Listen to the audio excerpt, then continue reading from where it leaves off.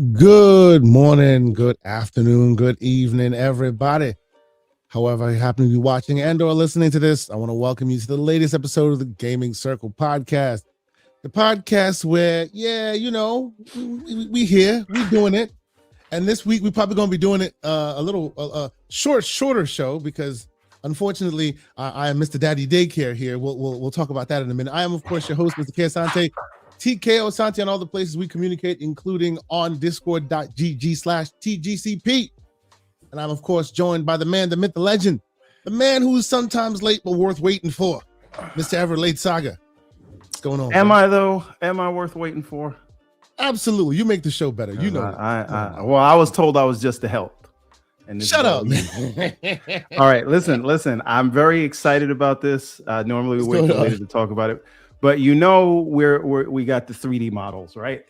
And we're going to be offering these soon on the store. So we know we got the aerial that we talked about already. Let's blow this up real quick. Right? There you go. We all know about this one. Fully articulated, all that jazz, right? Mm-hmm. So you guys have seen this one, right? Yep. All that. Now, that is if you're a fan of Ariel's Adventure. But what if we got a lot of fans of the Redlands? So if you know the Redlands, if you've ever read the Everborn books, yes, sir, you know Karma. And we have begun on the model for Karma. Fully articulated. Ooh, interesting. You know, the red eyes and everything. Red eyes for when she has her visions. Mm-hmm. So very nice. Look at that. We'll have this model done by next week's show. And adequately with the I don't give a look. Yes, the resting bee face is what they. We ain't trying to get that demonetized early, but yes, it's beautiful. It's good. How much time does all this stuff take? Well, the modeling is the hardest part. Like we create the model, we create the variations, and then and that part takes about a month and a half, and then there's another 4 to 6 weeks just to cut it up so that it can be articulated, and then we have to do test prints, right? Because right now, like it's all articulated, but everything is super loose. And now we have to send it to a separate sort of engineer is not the right word, but there's people who do that kind of stuff to fit the parts so that they actually snap into place and have tension and things like that. So that's another process after we've got the model. So right now I'm just printing out all the parts, putting it together. It'll be a little loose, and then we send it to another guy, and then he does the real the word is not carpentry. I just don't know what it is when you specialize in fitting together models. Whatever that word is.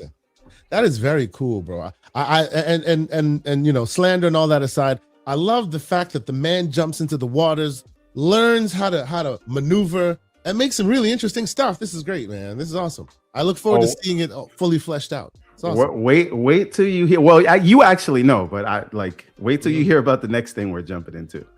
Mm-hmm. But yes, people should be excited, man. There's a lot of interesting things coming.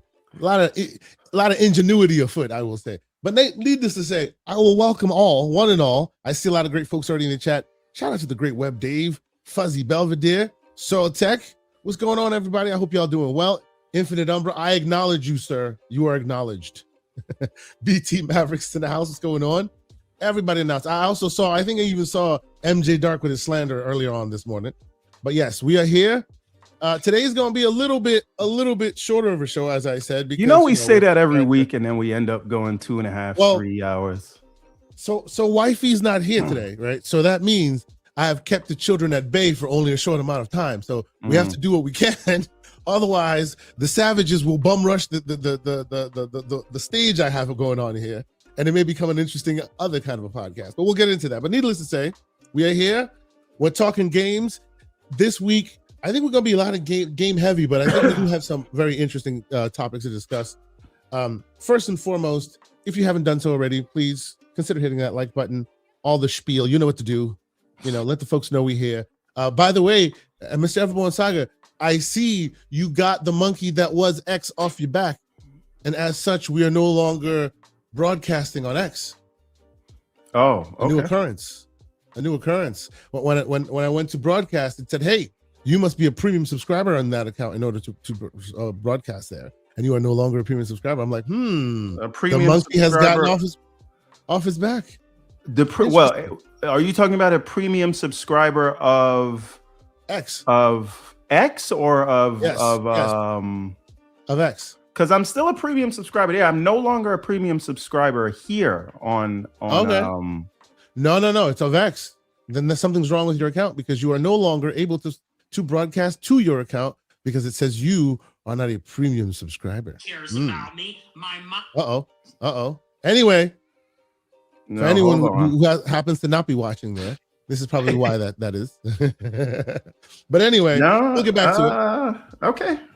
We may have to troubleshoot. I don't know. It's fine. It's all good. So in other words, I say all that to say we may not be viewable in all the places we're usually viewable. So if you see us, how about you hit the like, you hit the subscribe, how about you, if you can retweet or whatever, you do that, let all the folks know that, hey, maybe he's not on the other channel, but he's on this channel. You know what I'm saying? So it's all good. Mr. Everborn Saga, this week, I know you have been playing some interesting games. I know this. I know you have purchased some interesting games. I gifted you an interesting game that I'm going to talk about. And there's a very big game that I want to talk about that I know Fuzzy Belvedere in this chat. He's shaking his hands. He's ready for it. He's gotten his breakfast in. He's ready to go. So we're going to talk about all that. And there's some interesting stuff. But let's start with you, sir.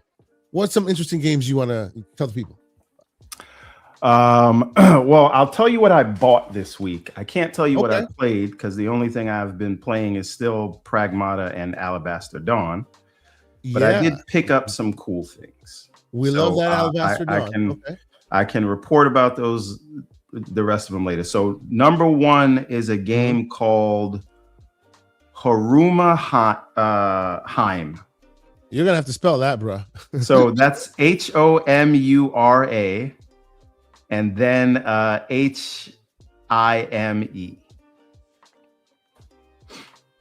Okay, Haruma Heim. Okay. Yes. Now, if you look at some of these boss battles, it's kind of reminiscent of Returnal. With all the projectiles. Okay. Yeah. All right. So let me put this on the screen so the folks can see this. Okay. So again, the game is called Haruma Heim. It's also very Japanese because Japanese. It's not even dubbed. It's not dubbed. Oh wow. Okay. Very Japanese. Haruma Heim. Okay. Yeah. Look at the trailer. They'll get like to the point faster. Okay. Let me find the trailer. So while I find the trailer, you tell me why this game grabs you. No. I saw the trailer and I saw like some of the boss battles and I was like, oh, that looks fun. Okay. Haruma Heim trailer. Wait, let's find the trailer. Oh, okay. And it's a 1 minute trailer. All right, so let's pop that up here. So Haruma Heim, boom. Let's try this guy. Oh, sorry. Infinite Umbra has well actually'd us, and he says it's pronounced Hime. Haruma Hime. Sounds more likely. Sounds more. You know what I'm saying? This combat looks pretty fun.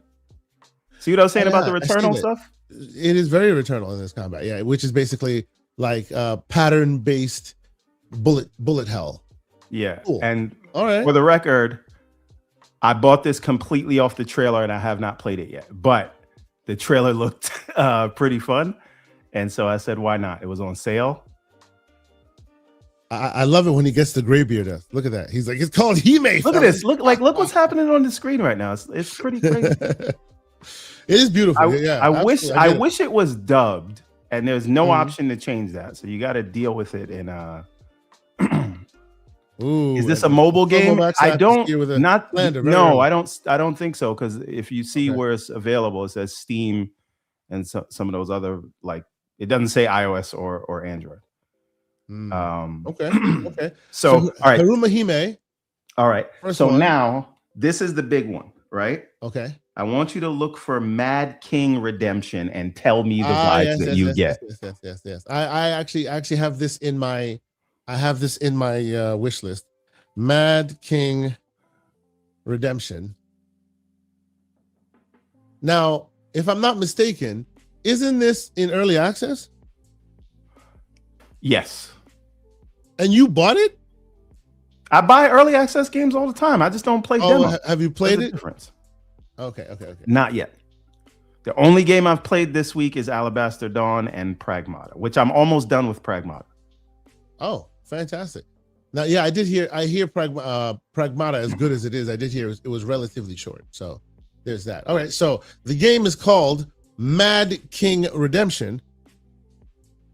And yeah, the game is obviously 8-bit because that's the only way we play. Look at that. Just stop for a moment and just look at that. That looks very much like a certain hero. It is like Masters of the Universe and Golden Axe. Yes. And the graphic art, the art style is what? What's the art style? It's kind of 2.5D because it's actually a 3D space, but they're using 2D sprites for the characters. Believe it or not, just show the trailer because you'll get more. Trailers always do better. Yes. Let's do the trailer stuff. All right. It's giving me also some what do you call it? What the heck is the name of it? Replaced vibes with his graphical style a little bit. 2.5D stuff. I wouldn't say that, and I'll tell you why. Okay. Because they're and you'll see it in the trailers. The enemies are very clearly flat. Okay. While the background is 3D, and replaced is although it's pixelated, it doesn't feel as flat. And you're going to see some of what I'm talking about soon. This is really, really like Golden Axe. Like, man, this is what I'm saying. So Golden Axe, but beautifully done. Oh, even the writing of the dinosaur is fantastically Golden Axe. That's great. You will die and start again. Fantastic, man. How did this come across? Is this one of those no, I had Dark specials a long time ago? Okay. And then I like out of nowhere, it came out, and then they were like, "Oh, a game you wishlisted came out," and I was like, "What?" So I about from next time, I don't know where I originally heard about it. Next time, when something like this happens, maybe you pass it on to your brother early on, and maybe we can talk to the dev and get him on the show or something. See, like, look at the background. So I'm telling you, it is Golden Very Axe, Golden Axe. It is if you mixed it with Masters of the Universe. Yeah. So it's very cool. Very cool. I'm very happy that this came across the radar. It's very nice. I'm looking forward to playing. All right, I got more though. All right, what else? What else you got? What else you got? Yeah. Tomb Water. Tomb Water. Yeah. What is Tomb Water? Give me an elevator pitch. Tomb Water is like a Zelda game mixed with a gunslinger game. So it's like a Western top-down. I love some gunslinger action from back in the day. Let's see. This is. Oh, okay. I like the graphic style too. It's very, very tiny. It's a lot of. It's not all guns either. There's a lot of melee, so you can do hack and okay. And you got the hack and slash. That's pretty funny. I like the character models. It's like little goofy things. It's good. It's good. Okay. And what's this called again? Tomb Water. Tomb Water, yes. Do we know this on any consoles or anything, or is this just? I have no idea. But shout out to MJ Dark because he's the one who put me onto this one. Okay. All right.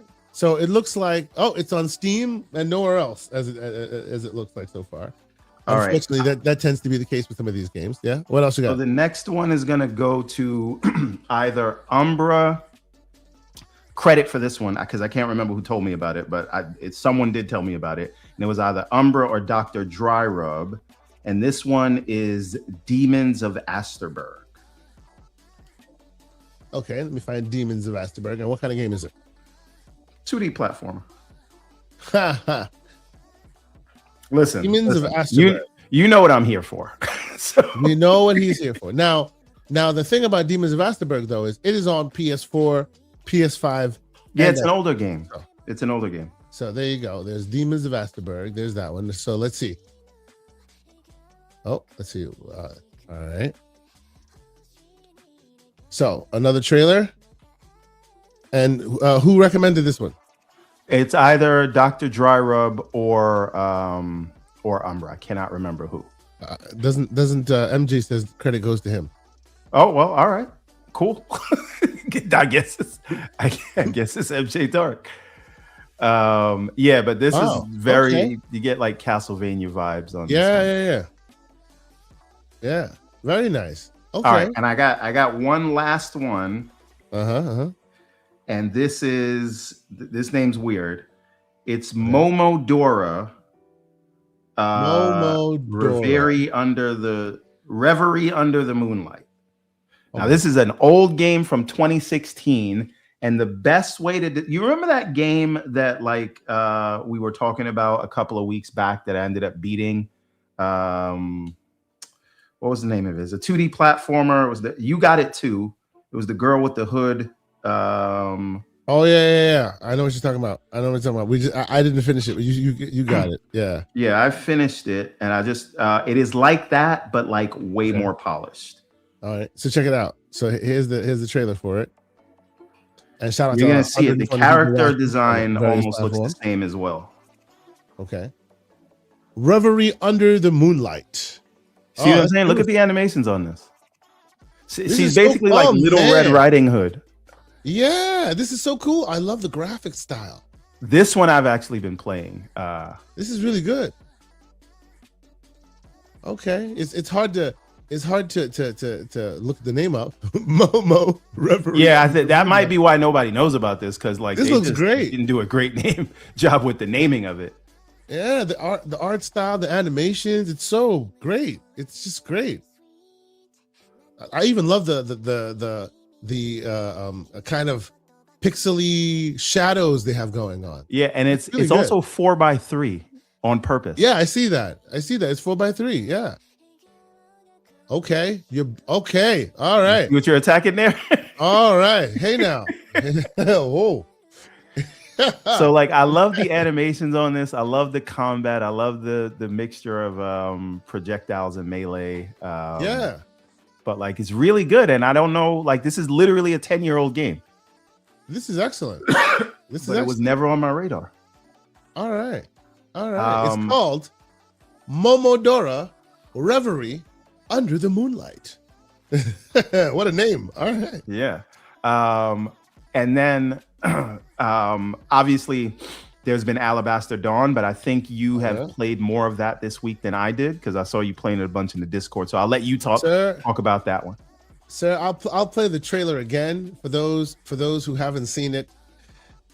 Ladies and gentlemen, Alabaster Dawn is upon us, and it is fantastic and great, deep and simple in all the best ways. It's from the creators of Crosscode. If you've played that, people who've played Crosscode know what I'm talking about. They love Crosscode. Alabaster Dawn is effing awesome. It really is. Great anime kind of style, as you can see, but it's pixelated world. I love the way they represent the characters, the way the characters look. I love the way that the fights go down, right? It's very, very technical, but it's also you can also be very hack and slashy with it if you want. It's almost like a people puzzle in how you resolve things, because at any moment you have lots of different enemies coming at you with different kind of styles and different ways to approach them. It's still in early access, so I don't think they have the full. It doesn't feel very early accessy though. It feels like very fully done. But maybe the story isn't finished. I don't know yet. But man, it is great. Yeah, and again, I keep telling people this is Octopath, an action version of Octopath Traveler. Right? And you get more powers. You get more abilities, and as you can see here, you use those abilities both in combat and in traversing the world. You're talking to people, you're building relationships. There's a crafting system. There's a huge skill system here. It is awesome. Awesome. If you want to spend a lot of time in a game and really, really feel like you're getting a lot out of it every time you play Alabaster Dawn, it's really great. It's really great. Am I wrong in any of my statements there? No. I love it. In the chat, they are saying that apparently at the moment it only has 6 hours of content. Okay. There you go. There you go.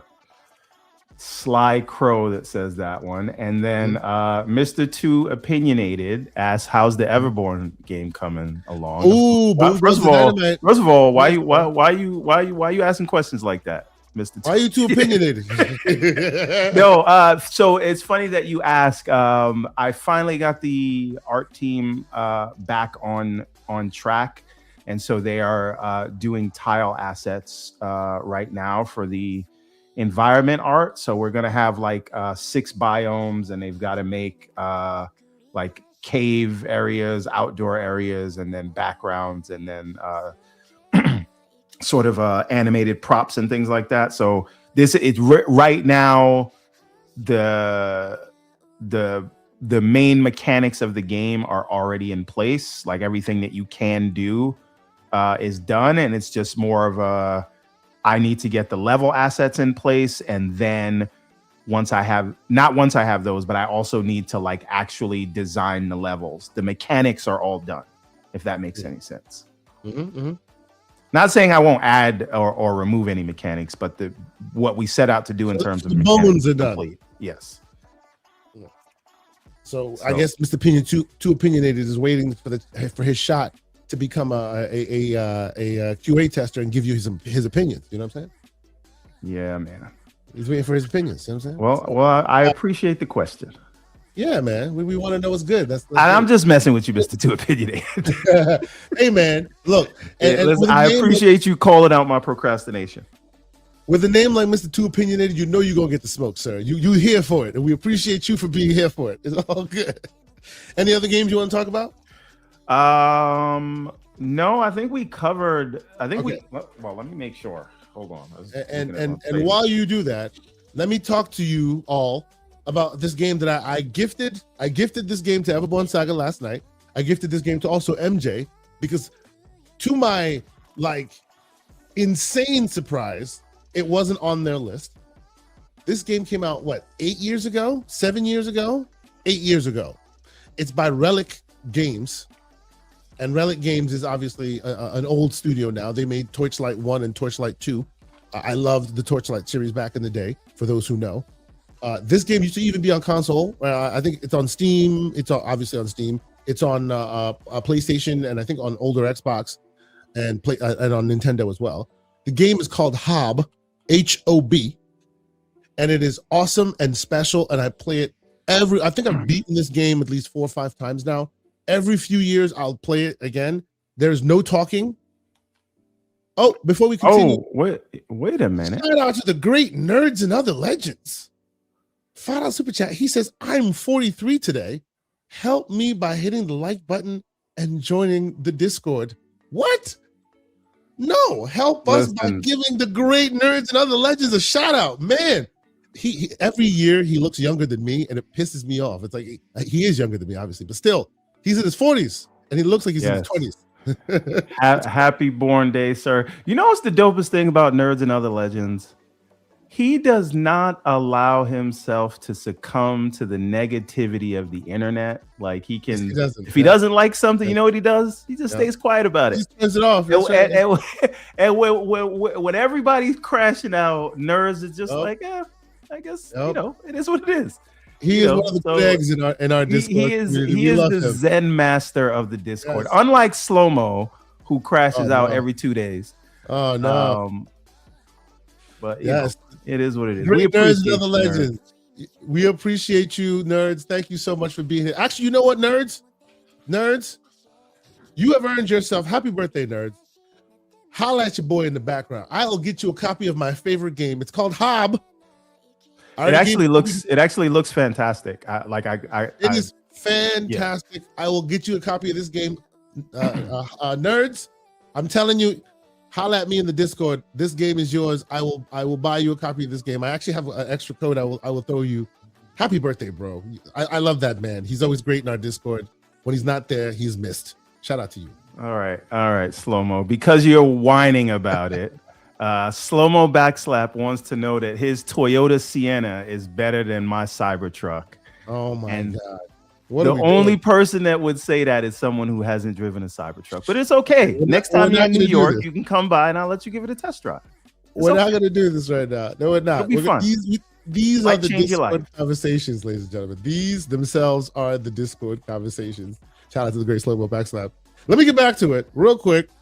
Wait a minute. I'm sorry. Don't be. Listen, it's a good car. It's a good, solid family man car. That Toyota Sienna that you drive every day. That you think is like you wish it was a coupe. I understand, but you're a family man now, so you got to drive your minivan. This is why the show won't be 2 hours. They talk about Siennas right now. What do we do? Enough. Slow-mo is a soccer dad, is what happened, and his Toyota Sienna is how he gets the kids to their games.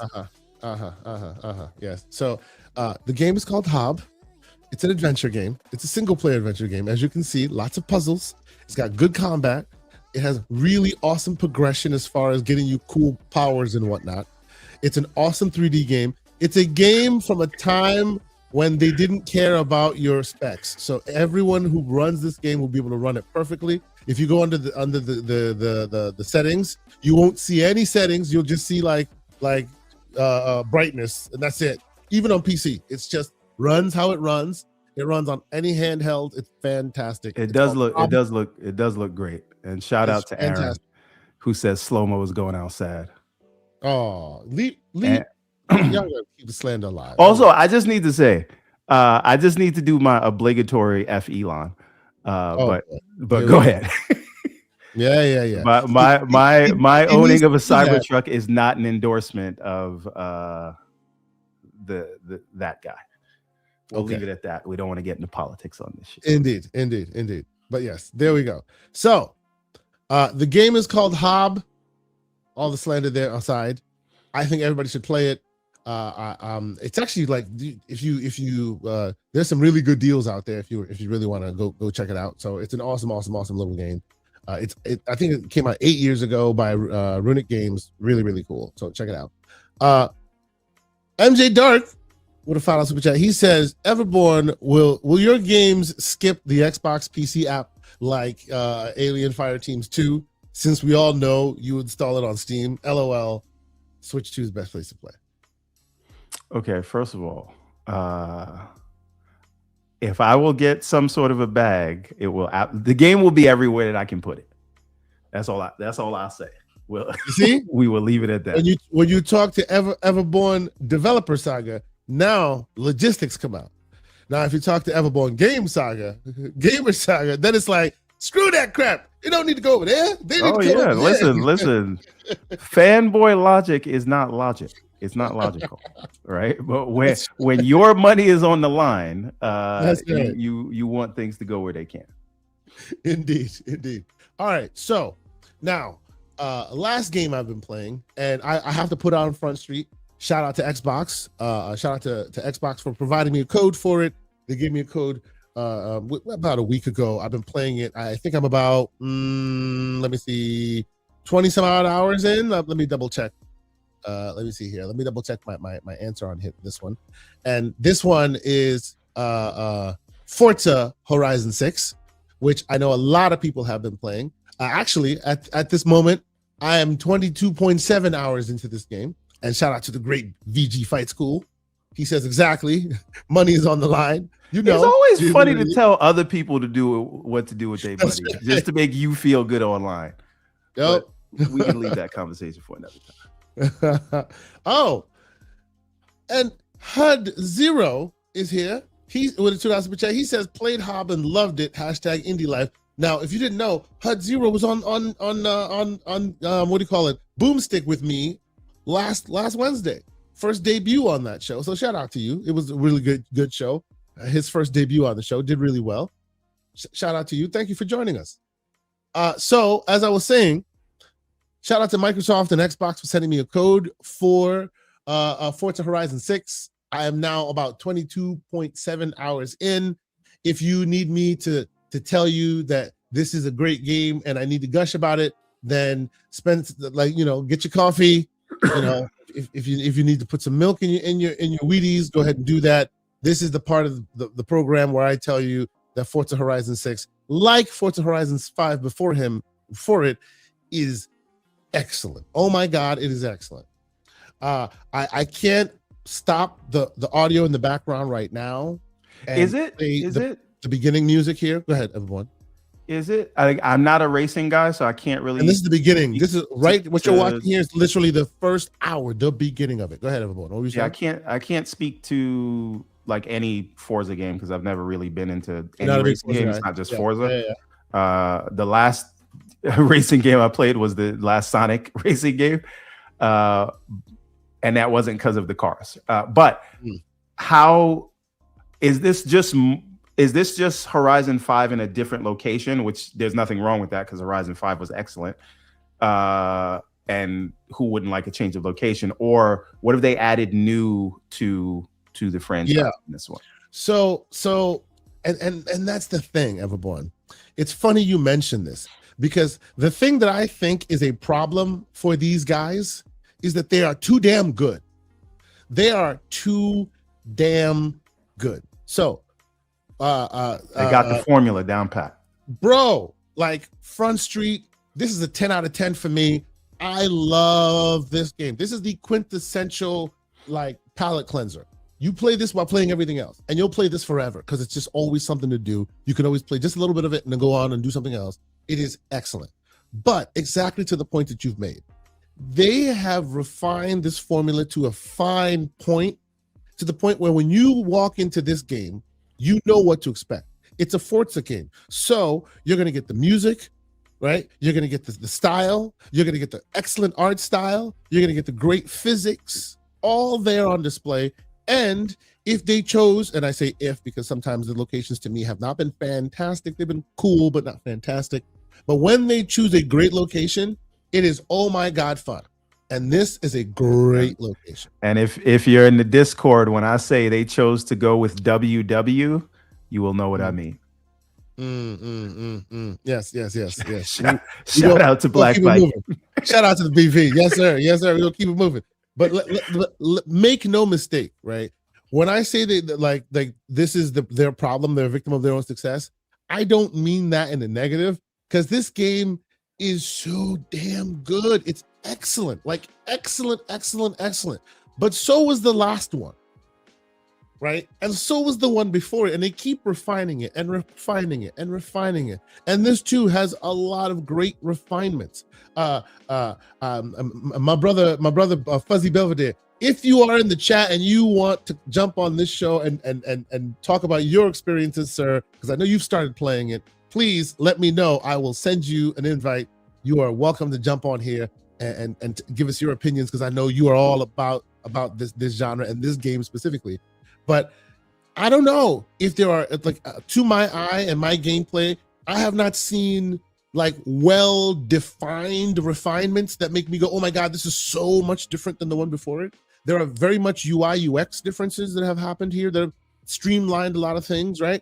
But it's all about the location and the reason why I'm saying that's excellent is because every time there has been a location, a change in locations, it's also brought about the cascading effects of that location, right? Meaning, oh, I'm in Japan now, so that means Japanese vehicle. That means we're driving on the opposite side of the road. That means channels on the radio that are specifically Japanese focused.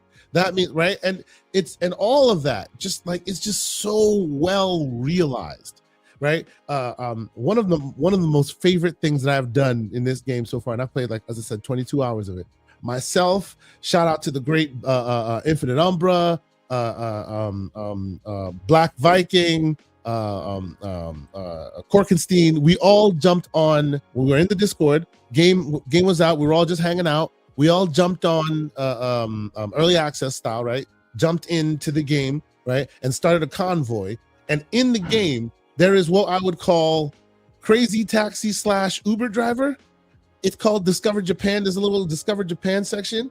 And you can literally like go and jump into what is only described as like a tiny minivan thing that is like literally meant for delivery vehicles, like delivery. And it's so fast that when it drives, it sounds like a bee buzzing. And all three or four of us are in the cars side by side, and we are like tearing through the Japanese streets to make sure we get to the delivery on time. It was like we're drifting all over the place. It was hilariously fun. Like, this game is, oh yes, that's what it's called. Raku. Raku. That's what it is. So much fun. And like right from jump, you can get into a convoy. You can jump in with your buddies. You can start doing stuff. There's just so much to do, and it's very Japanese focused. But to your point, what do they do that's unique? It's the location. It really has been. And it sounds pejorative, and it sounds like, oh, it's not that, it's not any different, right? Oh yeah, they just changed your location. But they have refined this thing so well so long ago that as soon as that location change happens, those who know this game and those who know what that means know what to expect. You know to expect the race with the Gundam chasing you or whatever, you know, because it's Japanese focused. And it's not to say this is unique to this location. When they were in a different location, they did unique things to that location as well, music and everything else, right? It's so good. And yes, if there's any technical innovation that I can see that's better on this one than on the last one, it's that there's now ray tracing on track. Like you can turn ray tracing on. Our system, you know, yours and mine, 4090 systems and whatnot. It's able to, you know, you're able to crank it to extreme. It is just. How is it on handheld? Have you tried that yet? I have tried it on the MSI Claw. Plays great on the Claw, like really, really good. It scales very, very well, as you would imagine, right? Because they have it also on your Z2, right? I haven't tried it on the lower one yet because I haven't had a chance to play it on the Z2 on your style. I'll wait for you to try it out. You should. Yeah, but you're not a big racing let's guy. be realistic. I probably won't. And it's nothing against this game. I recognize. I know. Forza's greatness, but I am just not in. This would be like asking me to play the latest 2K game, like NBA 2K. Like I just don't care. Sure. But but the thing you must understand is, this is not for those. This game is not for those who are necessarily about racing games. This is for those who just want to have fun with their buddies and have something to do and have a fun time. No, but doing. like I play video. Listen, I'm not a violent person in life, but you like to game. It's funny. Right? It's funny. I need to hack and slash or shoot things. This is I don't know what to tell you. Shout out to the great Everborn Saga who knows exactly what I'm talking about. I'm sitting there, we're running through this game, right? Like as I was talking to you and with me and Umbra, we're running through this game in the middle of the city. We're seeing the Akihabara and all these other places, and it's all cool and fun and all this. Can Everborn Saga? Stop for a moment. I stop and I'm like, hey, man, this place is so much fun. I wish I could get out and go shoot something. I wish I could go rob. Listen, let me put a katana on the side of the car and then drive past you and cut your tires and then watch your car. Something. Come on. We need digital violence. Umbra goes, damn, all he wants to do is kill something and murder something in this world. You see? Same thing. Exactly. Oh, shout out to the great Black Skellington who's in the house. What's going on, brother? Good to see you. He said Subnautica 2 is a sleeper. Multiplayer is also good too. Sir, Subnautica has been one of my favorite games for a long time. It is what really solidified itself for me in VR. Loved playing that game in VR. It's one of the first games that kind of made VR a viable option beyond like a cockpit shooter, you know, beyond like a space shooter. This was the other way where people went, hey, this also works. Subnautica 1 was excellent. Right now, in its early access form, they don't have a VR mode. I hope they add the VR option to it as well. I'll eventually play it. I hear it's better in almost every way, so I'm excited to play it. But I will be honest, if they don't have VR in Subnautica 2 writ large when it's ready, I'll be very disappointed. It should have VR in it. It made a very good name for itself back then. So I hope it is. See, JTB 1521 has it right. I'm a gun and sword gamer. Yes. Sword first, gun later. But yes. That's right. The great Infinite Umbra, who's been a member for 25 months. Brother, I appreciate this. It's so kind, so generous, as the great Boomstick would say. We need to get some more time in Forza Horizon 6 today to get to that 12-person convoy. Okay, yes, we need 12 people in here, man. 12 people in there. Join us on the Discord, discord.gg/TGCP. You can be part of the convoy. We rip and roaring through the Japanese streets, having a great old time. It is very fun. Oh. BT Maverick says, watch out for Everborn's Tesla. Mad Max truck. No, you should only watch out because I will only target Toyota Siennas. Just to piss off Flo. This is what I'm talking about. They showed you the Raku game thing a minute. It is so much fun. Anyway, if you haven't tried it out, you definitely should. We are definitely going to be spending a lot of time in this game. I think I have about maybe 20, 30 more hours in me in this game, doing all the stuff that we going to do. I want to get to more of the drifty stuff. I think that's fun. Some of the cars are very unique for that world. It's really, really cool. You know, I've been having a great time with it. And I'm not really one who's into the tuning and the really, really like getting fine-tuned into the details of the vehicle. I used to when I was a kid. These days, I don't care as much. But I think it's just fun to be able to play, you know. Oh, and the great the great Floodzilla. You can find out. You gotta say that in the Me and Mrs. Jones. He says me and Lisa Sue. We got a thing going on. Which, in other words, do we have to call Umber in here to sing that? I know, maybe we might, because my voice ain't as good as Umbra's. He means him and Jensen in a wig. It's fine. It's all good. So there you go. Hey now, Fuzzy Belvedere is asking, can I join through the Discord? Absolutely, you can join through the Discord. You can join us anytime you wish, sir. Oh, you mean the show? Oh, the show is actually live right now via the StreamYard, but I can send you a link if you so choose. But anyway. Let me send that. Let me send that to you right away. So, Everborn, you really need to play this game. I need to convince you to try and play this at least a little. Listen, I probably put about 5 to 7 hours into Sonic Racing. If I didn't play that, there's no chance I'm playing this. I'm sorry, but I respect and appreciate it. And by the way, Fuzzy Belvedere, check your DMs on the X, sir. Link it sent in. Let's transition while Fuzzy gets in here, because I still want to keep talking about this game. Let's talk about its reviews, because man, oh man, by and large, they've done it again. Single body is like, yo, these hands in the air.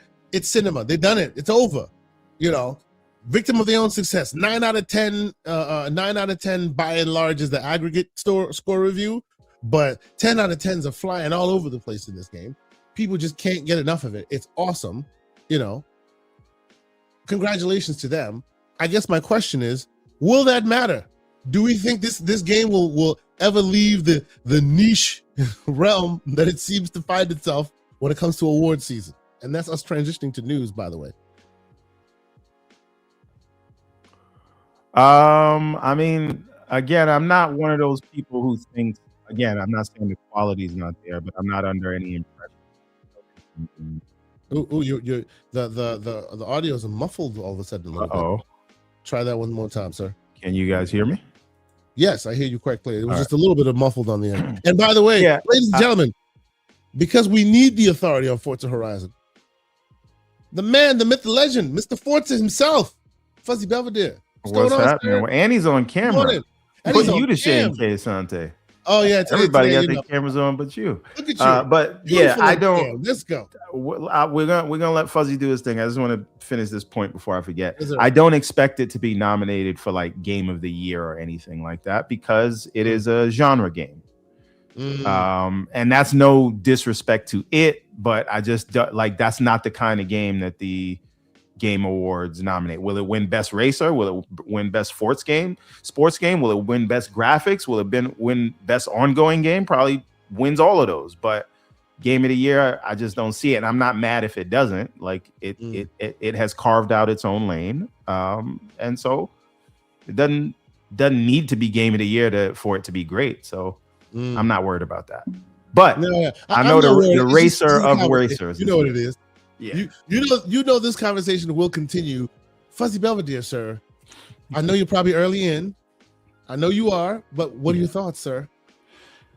Man, I think the biggest thought right now is it's going to be really hard for Forza Horizon 7 to pull us away from this iteration. Like I can only imagine. I know I'm thinking way ahead, like 5, 6 years, 7 years out, but I can only imagine where they're going to take us to next that will, get everybody on board to say, you know what, I'm going to put Forza Horizon 6 down.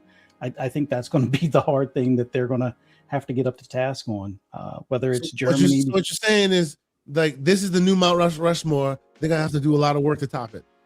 I think You so. got it, Like, sir. Go ahead. Yeah. well, there's only like in bear in mind, I'm probably about 10 hours in and on minimal sleep, so bear with me. But I think there's only like a handful of critiques. There's like a slight visual bug, which out of all the hours and all the details of things, to look at like the metallic paint on like brake calipers or wheels and things like that, where it goes a bit brighter than what it should at speed or something. That's a minute nitpick, and I think it's something that's left over from motorsport that they eventually patched out. So I'm pretty sure this will be something that shortly after or by the 19th they'll probably have fixed. But I guarantee you most people won't even notice it. My only other small critique, I wish they had beards in the game. They still haven't put that on the models, and I know it's a racing game. Who cares about the characters driving the cars? But it's just Yes. like that last Keep little on it. mile Yes. that they could do, because when you win the race, you're out of the car. When you're taking photos, you could be out of the car and stuff like that. Or if you're driving a convertible. Their faces aren't great.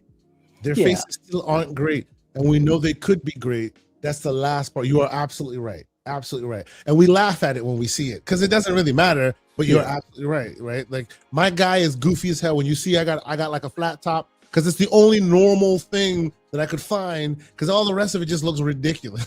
Yeah. You know, that's the only other part that still needs to get there. But you know, it is what it is, you know.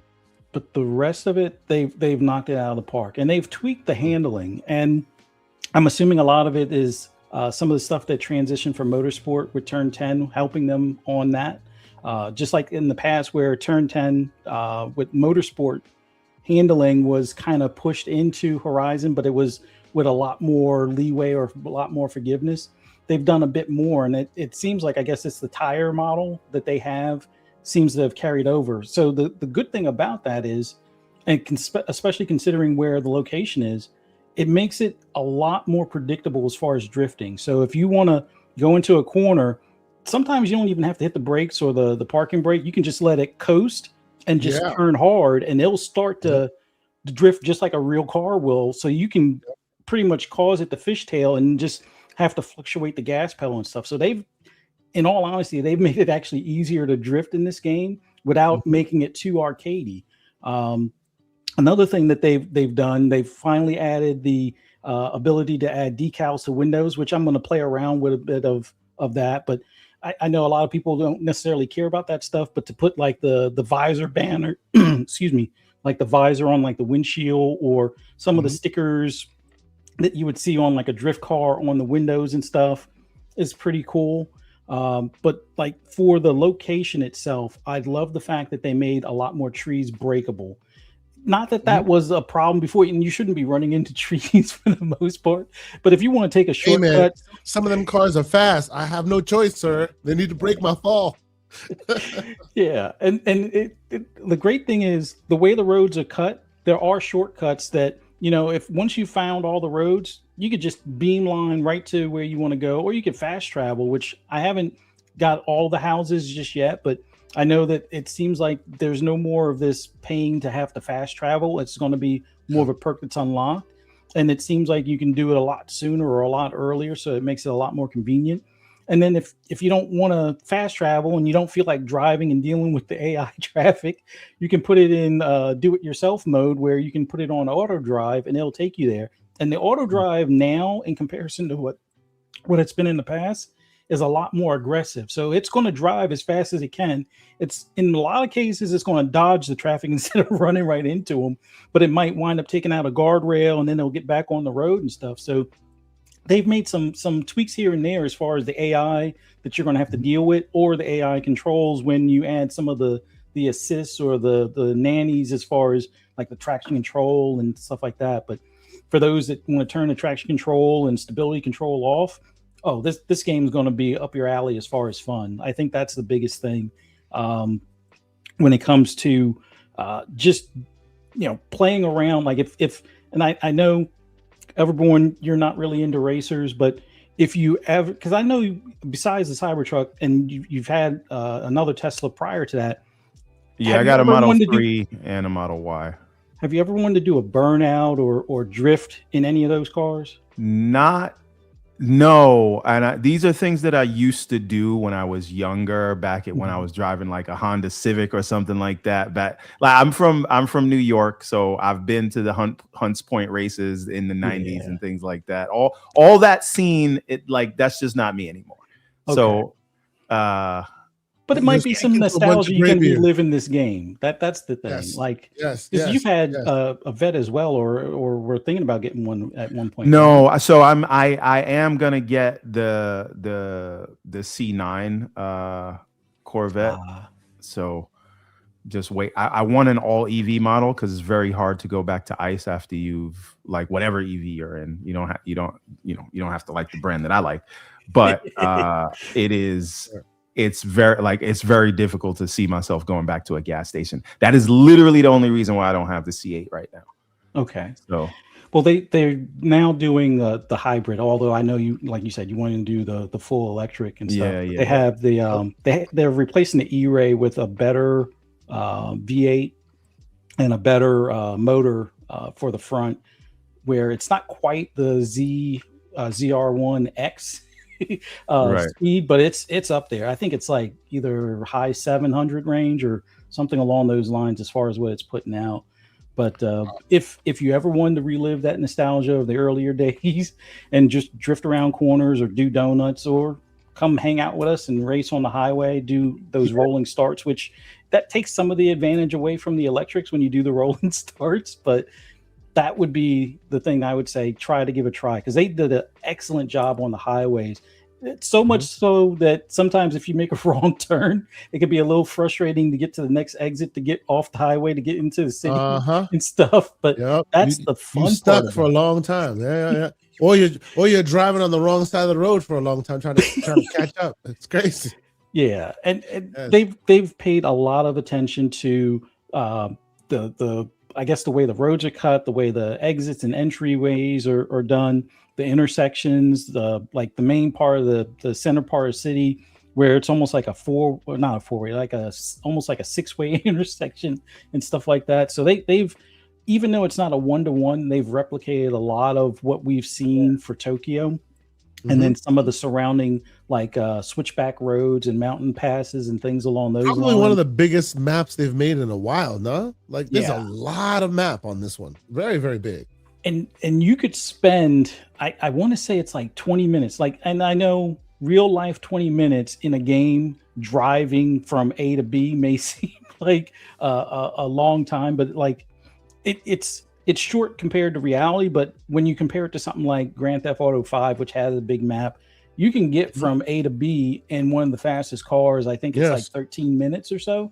So this is in having faster cars, because there's a limit on Grand Theft Auto 5 as far as how fast the map can load, even when you do mods and try to make a car go 300 or equivalent of 300 miles an hour.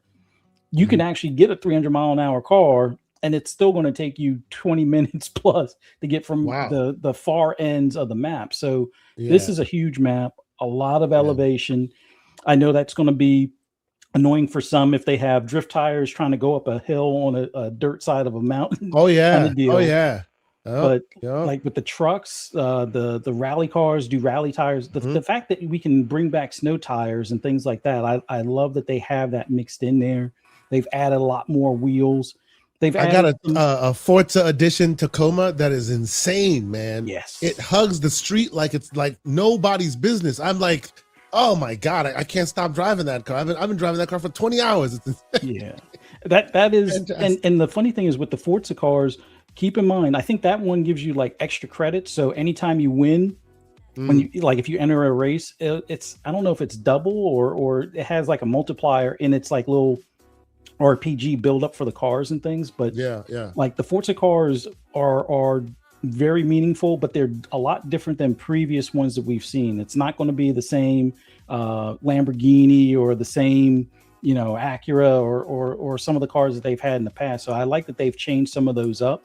I like the fact that the way the RPG aspect of the cars are a little bit better or more significant as far as the drifting rewards. winning rewards, drafting rewards in races, passing rewards. So they've improved some of that. They've made the progression feel a lot more, I guess, grounded. Yes, you're still getting a lot of cars and things like that, but it's not as overwhelming as it once they're was. not throwing it at you like as crazy as they once were. That's true. The whole idea of the slot machine thing is not just like peppering at you. It used to be peppering at you, slot machines all over the place. Now it's kind of a little bit more toned down. That's absolutely. But it's great. It's great. It keeps you playing for hours. Just one more run, one more try here, one more try there. Have you tried it with any accessories? I've been trying it with a very cheapy wheel and like and like pedals. It's pretty fun. It actually usually I try those things and it's like okay for a little while. Then you got to get back to your controller. I can play this for consistently good amount of time with the wheel, and it's not even that great of a wheel. You know, it's great. Have you tried any of that yet? Not with the wheel I have. I have the Logitech. I think it's the G92. I'm looking to do the upgrade to the direct drive style ones here soon, but I'll definitely give it a try with the wheel here soon. But the fact that it's so easy to play with a controller, and especially if you have like an Elite or any of them that have a decent force feedback, especially with the triggers and stuff, it's so much fun knowing how you can get the feel for the brake or when you start to lose traction with the tires. And things along those lines. Now I'm looking forward to, because the force feedback wheel that I have is great. The only thing I didn't like about the G92 compared to the direct drive wheels that they have is that the brake is a bit stiff. It doesn't have the progressive braking, much like you would expect for a steering wheel and pedal setup. A lot of others have a little bit better brake setup. There's a lot of adjustment that you can do, and it looks like in the menus you can do a lot of the adjusting the dead space or loading it up so that way the progression, depending on how far you push the pedal down, you can have it where just touching it slightly can be like a fairly faint interaction to a couple of presses further, then it increases it almost tenfold and stuff. They've definitely improved a lot of the, I guess you could say, adjustments for that between controller and steering wheel, but it's hooked up. It's just I haven't used it. But yeah, I have a gut feeling this is going to be a game that a lot of car enthusiasts are going to be playing for 10 years plus. I mean, if you look at Corsa, for example, although it's more of a sim racer, but there's so many mods that the community have kept that game alive for 13 plus years. And the only thing that I really hope that they listen to part of the community with when it comes to playground games is that have it where if you're in a convoy or if you're playing solo, you can up the amount of traffic in the city or on the highway. You do kind of like a no hezzy dipping and dodging in between lanes. I know a lot of people have probably seen like YouTube videos, or they may have seen knuckleheads on the highway that they're on and curse those people that are like dipping and dodging in and out of traffic. But if you, to do it at least in a video game environment, it's a ton of fun. It's one of those things where you wind up trying to get the higher score, and if you're doing like in the convoy where it's like follow the leader, and sometimes you have to split and go on the shoulder to get around people and stuff. If they like that, I think that will supplant this game as being the go-to for, even though it's not a sim, it'll be like the Simcade racer that everybody's going to at least have something for them, whether it's playing the Eliminator, which is like your battle royale for cars. They have a hide and seek game. They're going to have the drifting down the mountain as duos and stuff like that I know a lot of people are going to be hooked on. Then they have the time attack circuits sprinkled throughout the map and stuff. And then just going to like the hangout, like the fact that they brought back I guess you could say the car meets, like what used to be in Forza Horizon 2, that allows people to like group up, either go out for a convoy or challenge each other for street races. Or let's say you haven't found the right tune for a car. Somebody might have like a perfect 8 or a perfect A700 level car that is great for drifting or great for drag racing, and you see it at the car meet. You'll have the option to buy a duplicate of that. So they've done so many things right with this game. We're just scratching the surface. And if you look at what they've done in the past for the previous titles, Like this game it starts out with 550 cars. The previous one started out with 500, but I think right now, last time I checked, it's around like 910 or 914 as far as the amount of cars. So they've added over 400 cars to the previous one. So if they do the same with this one, I'm pretty sure there'll be a lot of everybody's favorites if they're not already in the game. By the time this thing gets to like year 2 or 3, a lot of those cars will probably be in this game, or some newer cars that, we haven't even seen on the road just yet. Like, for all intents and purposes, since they have a good relationship with Chevrolet, we'll probably see a C9 in this game at some point as well. But it's take my word for it.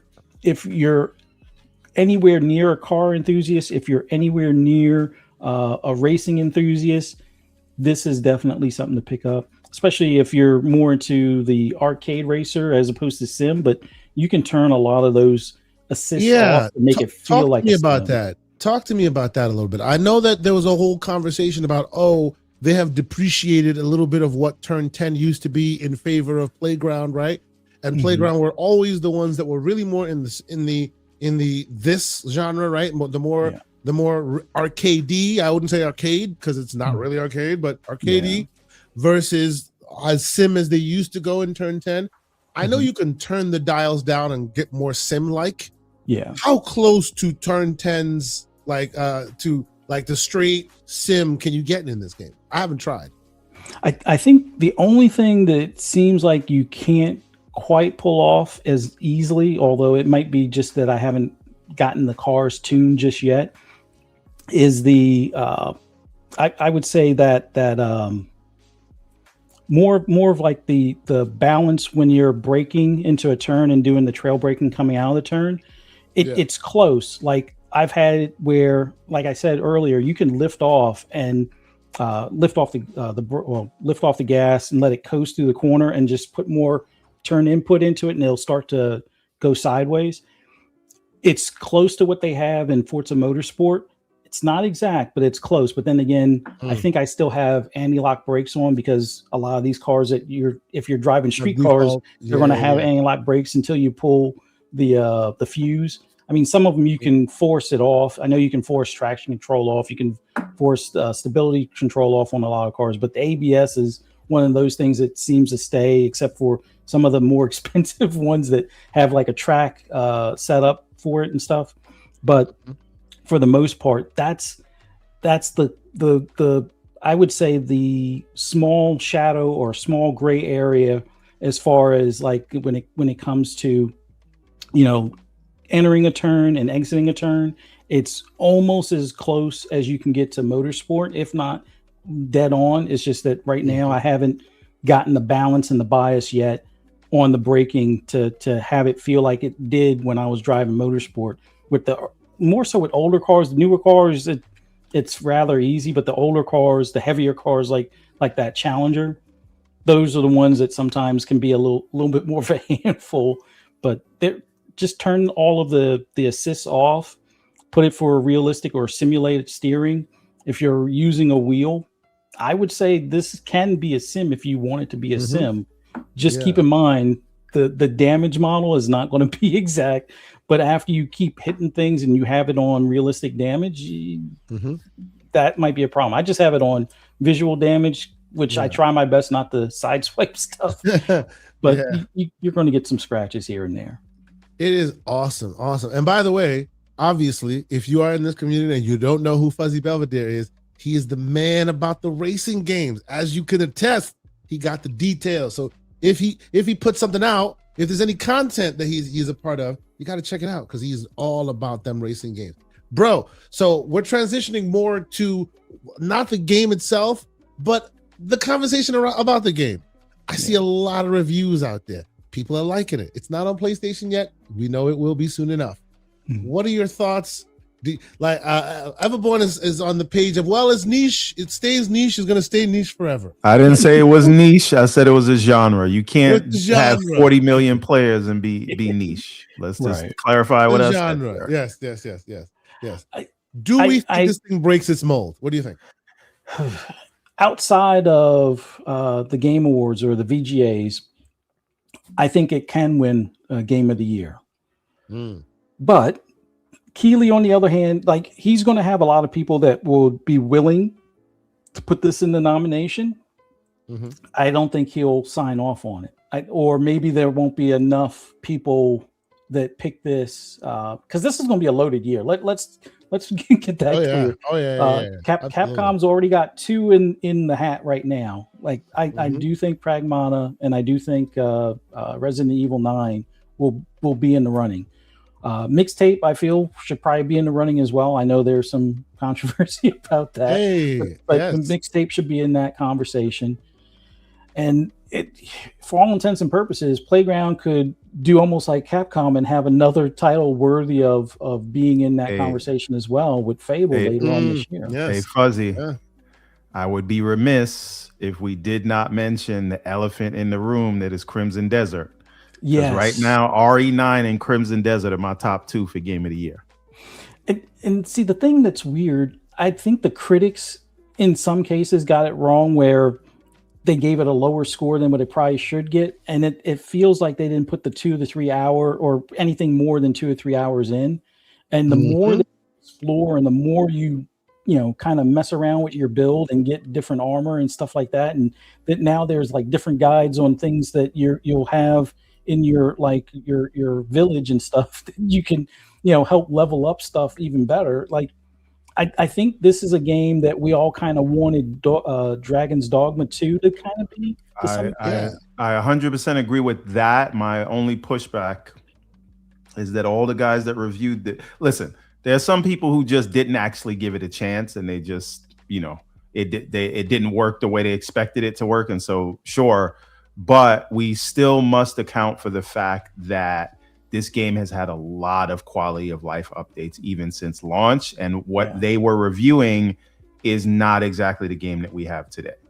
So they don't have the benefits of all the updates that we've been able to. And so we have to mention that because then somebody's gonna, we don't want people get weird. So we'll leave it at that. Yeah. No, but that's another colossal title that should be in the mentionings. I know even before we even see what it winds up being, I know Wolverine is going to probably be part of that conversation as well. Is this going to be that year where they need to go beyond 6 titles? Don't forget E-Day. I think E-Day is another one. Because listen, I understand people had their feelings about Gears 5 and some of what they did with Gears 4. But for the most part, the Coalition, even on their worst day, they don't really miss. And it feels like the stars are aligning for E-Day to knock it out of the park in terms of story, quality, visuals, everything. So I think that could be another dark horse this year. So the year is, as you're saying, the year is stacked already. Yeah, indeed. Right. And so, we'll see. And again, Capcom has been batting 1,000 and Onimusha's getting ready to come out. Right. Yeah, oh, and by the way, we have not seen everything that purports to be coming out this year. We don't know. Right. June is right around the corner. I hear some of us will be flying. Others will be driving. Where will you be, Mr. Everborn Saga? See, he went off cam. See what he did there? See what he did? I will probably have a drill in one hand and a hammer in the other.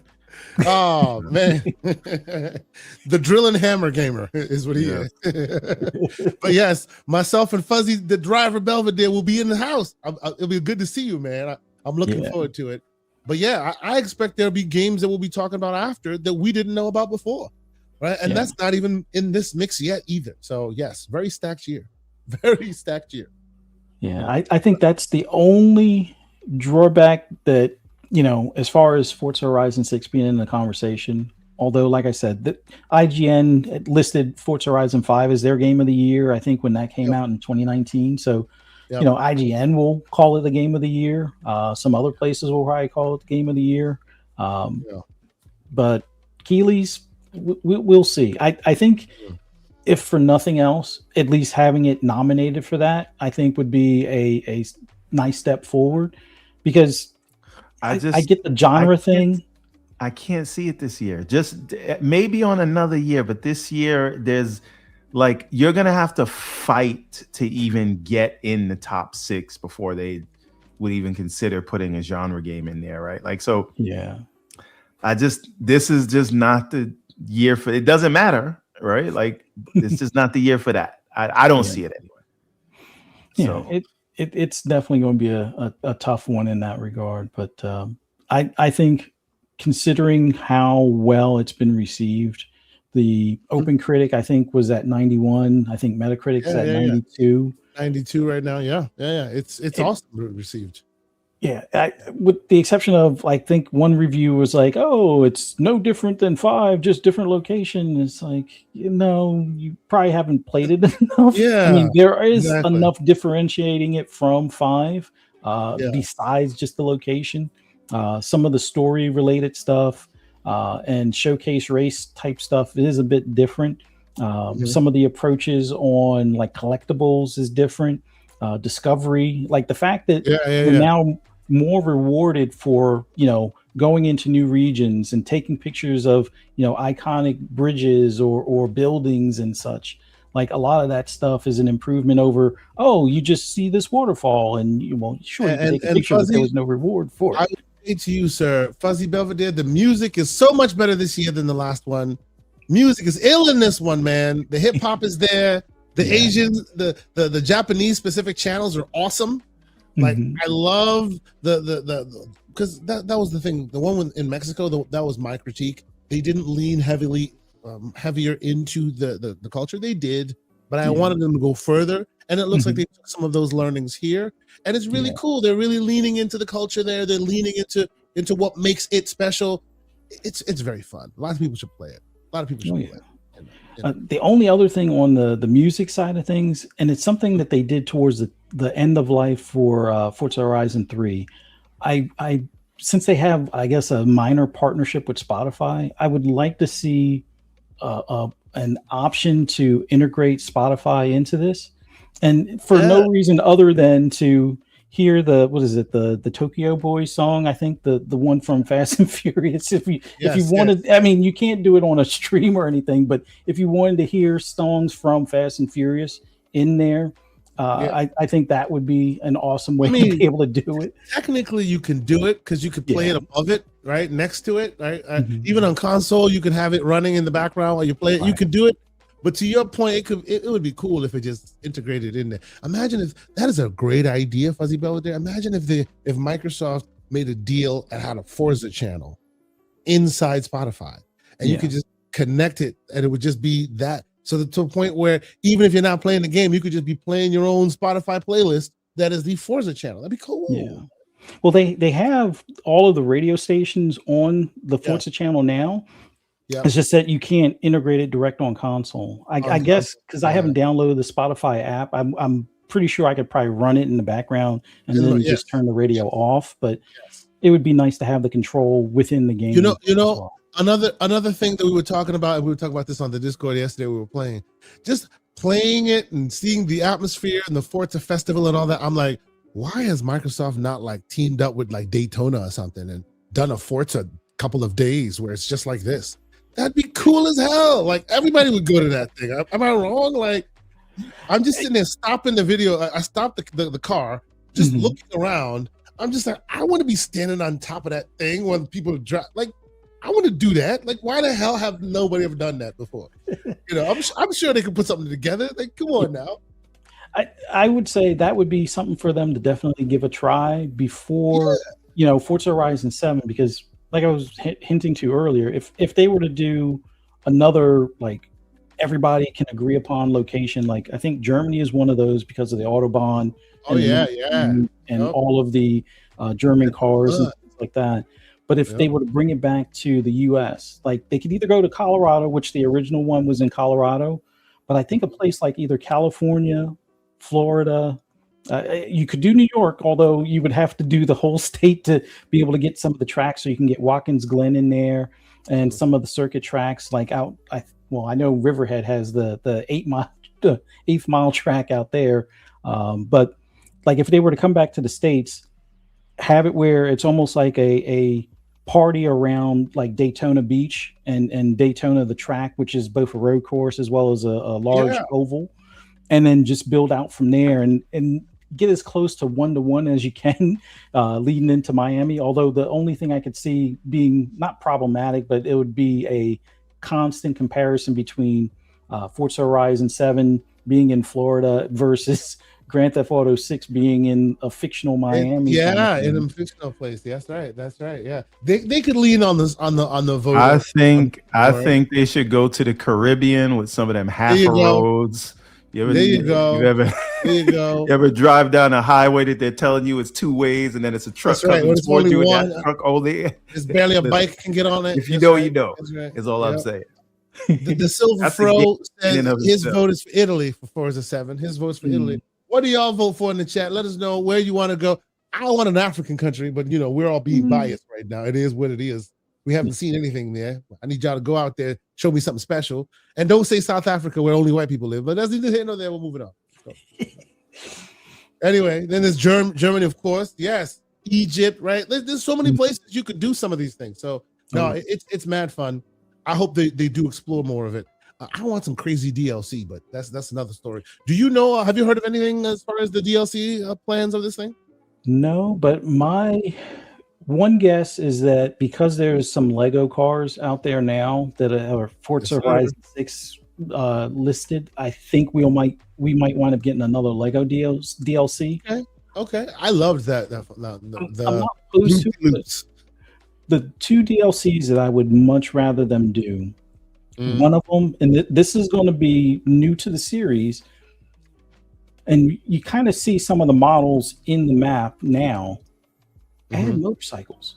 There is a big motorcycle culture in Japan as well. Yeah, from racer, the speed bikes to the, I think they call them bazooka, not bazooka, but something along those lines. I can't remember the correct pronunciation, but it's like the motorcycles that are almost like old Harleys, but with long tube exhaust and the longer handlebars or the high handlebars and things along those lines. They could get real deep into that culture. That'd be awesome. Oh man, you brought up a great point. But of course, to the point we made earlier, they'd have to have solved the people faces and problems first in order to do that. But no, it'd be really cool. You're right. Put a motorcycle helmet. Well, they're probably going to solve the character model issue by the time Fable comes out, right? We can hope with them zesty runs. Shout out to Umbra. The way the character was running. Anyway, if you know, you know. But no, you make a good point.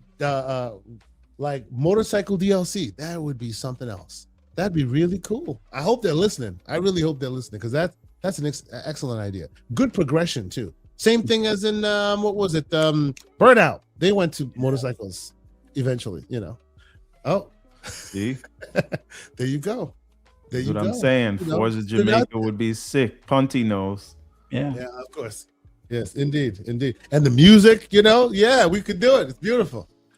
All right, man. So let us move on. Before we do, let me say, if you haven't done so already, please hit that like button, as we're supposed to do as hosts. If we appreciate y'all being here every Saturday. We do this live every Saturday. Lord Negatron knows also. Shout out to Lord Forza Negatron in Jamaica. And we starting that new thing? That's the new movement. That would get me to play it. If y'all want me to play Forza, put it in Jamaica, and then we can talk. Blood clot, put it in Jamaica. Let's okay, relax. Right? I need you to relax right now. Indeed. Hey, see, it's building up steam. The birthday boy himself, he says, "Oh my God, it would be actually pretty awesome." So there you go. It's building up steam. Anyway, so please let folks know we're here. Hit the like button, all that. Thank y'all so much for continuing to rock with us. We have a few more stories to go, but let's jump into and talk a few more stories. We didn't even get to the first story. Well, I would say Forza is the story. Forza is the main story. That was a review. That wasn't a. Anyway, let's keep for you. Except for you, you need to play the game, sir. You need to play this game. Anyway, I took a whole nap while you guys were waxing poetical about hey man, Forza. It's a beautiful game. Stop it. You put this in our Discord, so I know you've had chats about it, and you've probably been talking about it. It's the fact that AMD is saving gaming, specifically handheld gaming. Oh They my are gosh. single-handedly saving handheld. Okay. Single-handedly All right. saving that is handheld. Go ahead. Spread the that is- propaganda, sir. Go ahead. that is some level of something. Okay. Go So ahead. AMD is finally deciding to do the thing that they should have done in the beginning, which is they're finally backporting FSR 4 to RDNA 3 devices, aka your handhelds, and it should also come to the series consoles, right?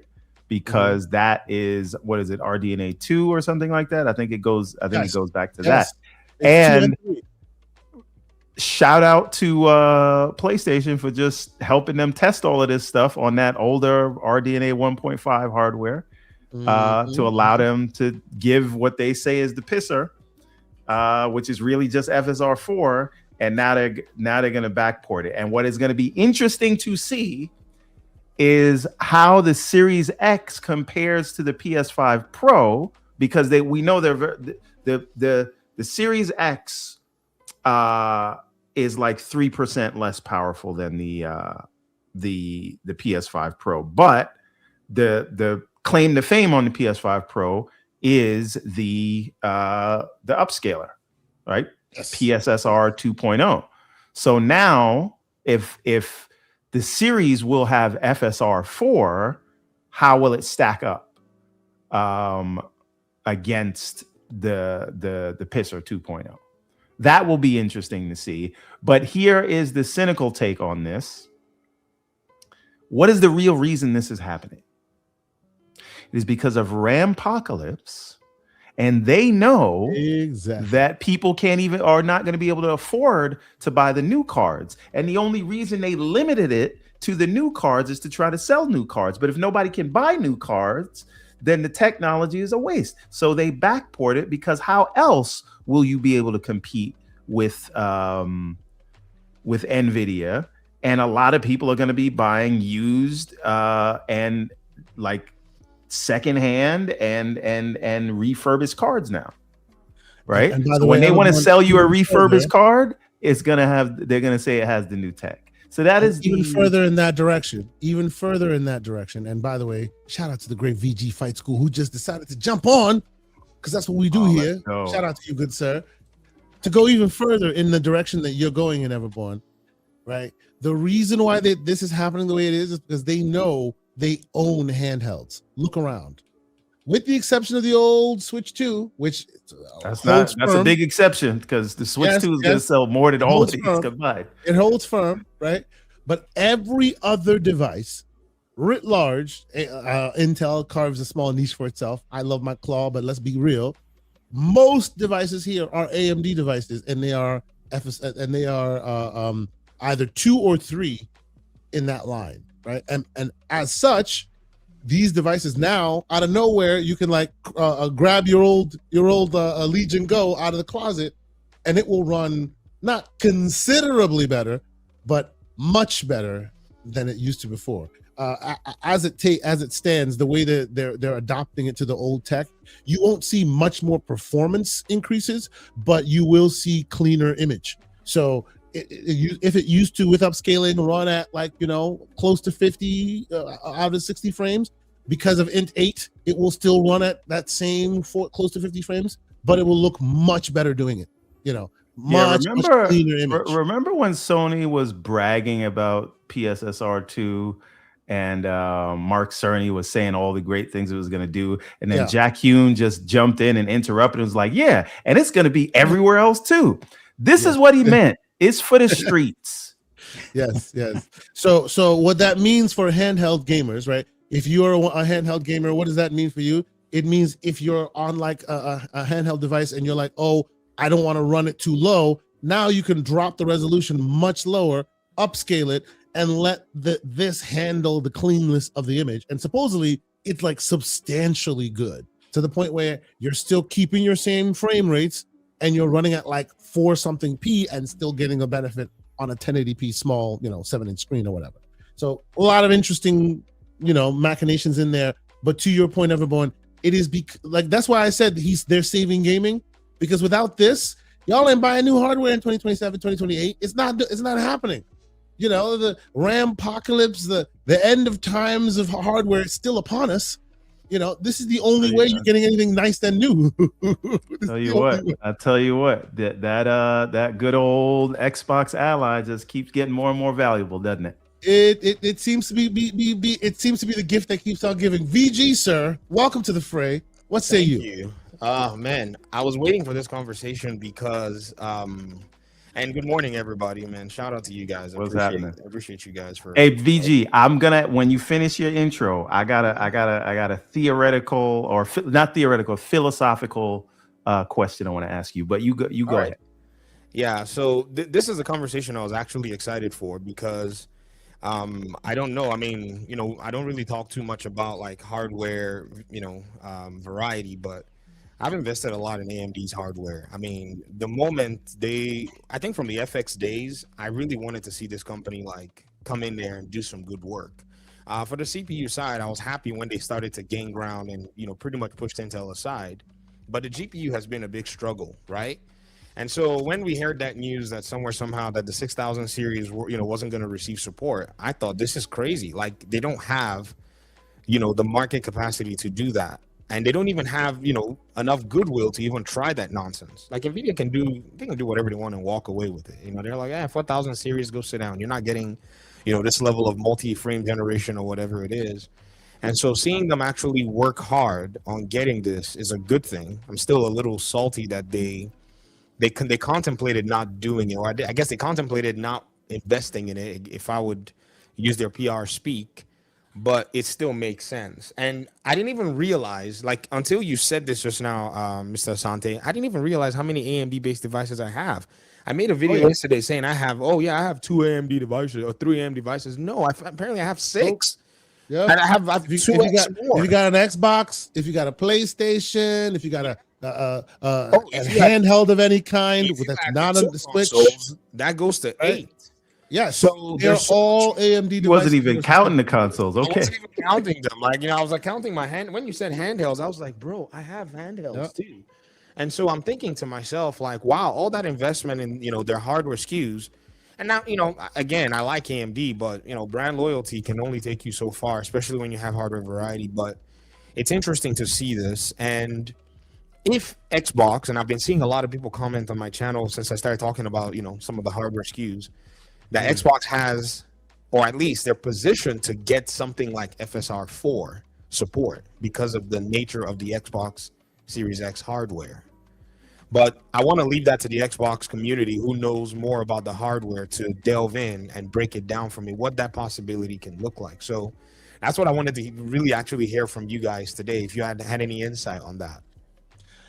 It still requires implementation though, right? Like, so that's the thing. Like, where this is super happy for someone like me is like, oh, it's now able and capable. If you are on the bleeding edge, you could use something like Optiscaler. It's a GitHub tool that you can use to kind of fudge FSR 4 into your games already. People have been doing that, right? Now it's officially available on your handheld and you can kind of use it as you so choose. But if you're speaking only in a console context, the developer must still go into such code, deploy FSR 4, and make use of it so that you get access to it. Otherwise, it still kind of is what it is, right? There is a world where Microsoft could deploy something that can kind of fudge the numbers for them, and you don't have to touch code if it would be beneficial. That could be a future. I have heard nothing about that. So by and large, at least from my perspective, like, you have to rely on the developer remembering to go backwards and making it useful. But if they do, potentially it could be really cool. Like, this is the difference between the 30 frames, because you know how consoles work, right? They're not gonna, by and large, they're not gonna say, well, you're at 45 frames, so we're gonna lock you to 60. No, they'll put you to 30 because that's the focal point, right? You're either at 60 and above or you're at 30. So this could be the way you get to 60 in many games that they weren't able to get to before. It could be great, right? So I really hope that many developers look at this as an opportunity to get more attention on their game. What do the rest of you guys think? I mean, I think people will do updates and like, that'll, as you said, like if it's easy enough to implement, you'll see people put out an update and they'll say, because we've seen people do this later on when new features have come out, right? Remember when Control came out and then they put out an update taking advantage of some of the Xbox tools, and then the performance got better, even though it was multiple years old and that game still wasn't really selling in high volume anymore. So I do think people will take the opportunity to go back and look at it, but it will just become a standard thing that gets rolled out in new games going forward, which again is a great thing. My biggest interest here is how will it affect the handheld devices, right? Because that is on PC, and that, like, you could force it yourself, as a user if you have the know-how. But you'll see a lot of updates that come out that'll allow for those things to happen. So that's where it's more interesting to me now, than real on quick, console. Everboy. I'm only saying on console, I'm only interested because I am petty and I would like to see how the Series X compares to the PS5 Pro. But that's just for my laughing. That's just my Series S and the PS5. Well, so one thing. So when it comes to the consoles, right? And I saw this going around, right? I see if the Series X starts outperforming the PS5 Pro, people go cry. I see this. That's what I'm saying. This is for my entertainment only. But remember, to be fair, that console still does have NPUs that does give it an advantage. Even though these are trained elsewhere and deployed to the consoles, that console, being the PS5 Pro, does have onboard NPUs that outshine the others. Right. So if they deploy that in addition to the model that's being deployed currently, it could still outshine the rest, because now it's got everything you got, plus it has onboard horsepower. We don't know how it'll be deployed. So temper that. I hear you, but it's actually this is PlayStation we're talking about, right? So they have a vested interest in making you see the differences in their hardware versus everyone else. So they have an advantage here, where you deploy the model, right, to the hardware. It will perform because it all is the RDNA 3 architecture, so it'll deploy that way. PlayStation could itself also tweak it a little bit to employ the NPUs on site as well, and that would give it a little bit of an edge. We don't know if they will. Right? Yeah, this but is PlayStation we're talking about. It's still pretty close today. It is. It's literally 3% today. It's 3%. Right. So we'll see. We'll see what happens. Yeah, we'll see where it goes. I just think it's really cool because wait a minute. Stop. Shout out to Dr. Dry Rub. He's just throwing codes in the chat, right? You know how he No do. More Heroes code. Persona 5 Strikers code.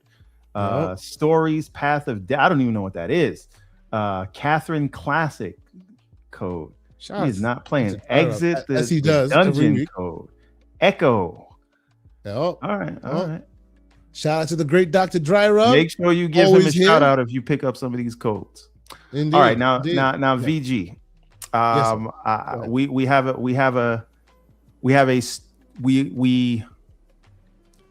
think we agree I agree with your stance on multi-platform. The difference between you and I is that I would like for some carve-outs because I'm an emotional gamer. And while I am on board with I've come to accept, I should say, the multi-platform approach, because I'm just like you. I'm looking at the market. I see why it's happening. I see that, these places got to make money. As a developer myself, I would put things everywhere. However, I do make a carve out for Halo specifically. That game, even though I know it's happening and I've accepted it, I still don't like it because I'm in my emotions, and Halo should never come to a PlayStation. I don't like it. While I understand the business case, it doesn't make me feel good. See, and this is unfortunately the Asha effect, because he'd gotten to the stage of acceptance, and then Asha showed up, and now all of a sudden, no. Let's clarify. I never liked it.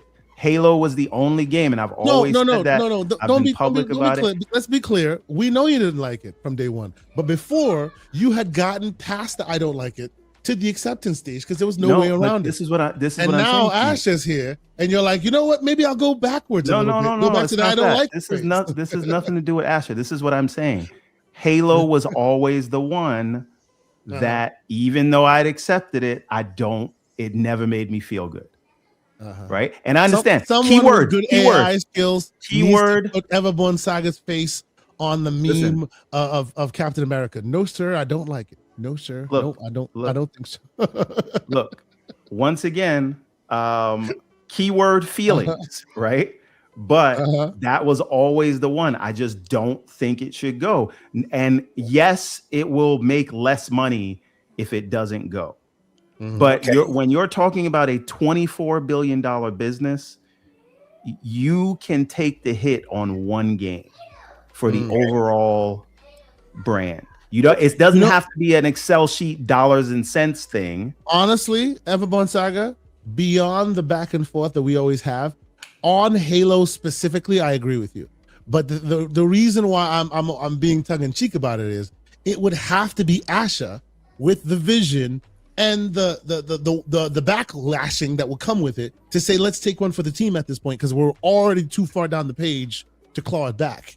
So, they could, but right. And the last thing I'll say before VG answers is this is not unheard of, right? They just look, Game Pass would make more money if it was at $30, but they said we have to take a hit and bring it down to $23, right? So you can look at the larger picture and say, this would be more valuable for us, whether it's from a PR perspective or whatever, to say, all right, there's no red lines, but let's just make a carve out for one game. That's my argument. Okay, so your argument is not something that I haven't considered. In fact, I've said it a lot. I mean, in fact, there's a general version of your argument. If anybody tells me they don't want the games on PlayStation and that's just what they want, I respect that position. Like any game, any Xbox game, I just don't want it on PlayStation. That is very much acceptable and understandable to me. So as much as I usually talk about the business side, I still have to acknowledge the gamer side from the emotion and, the tie-in. But here's the reality.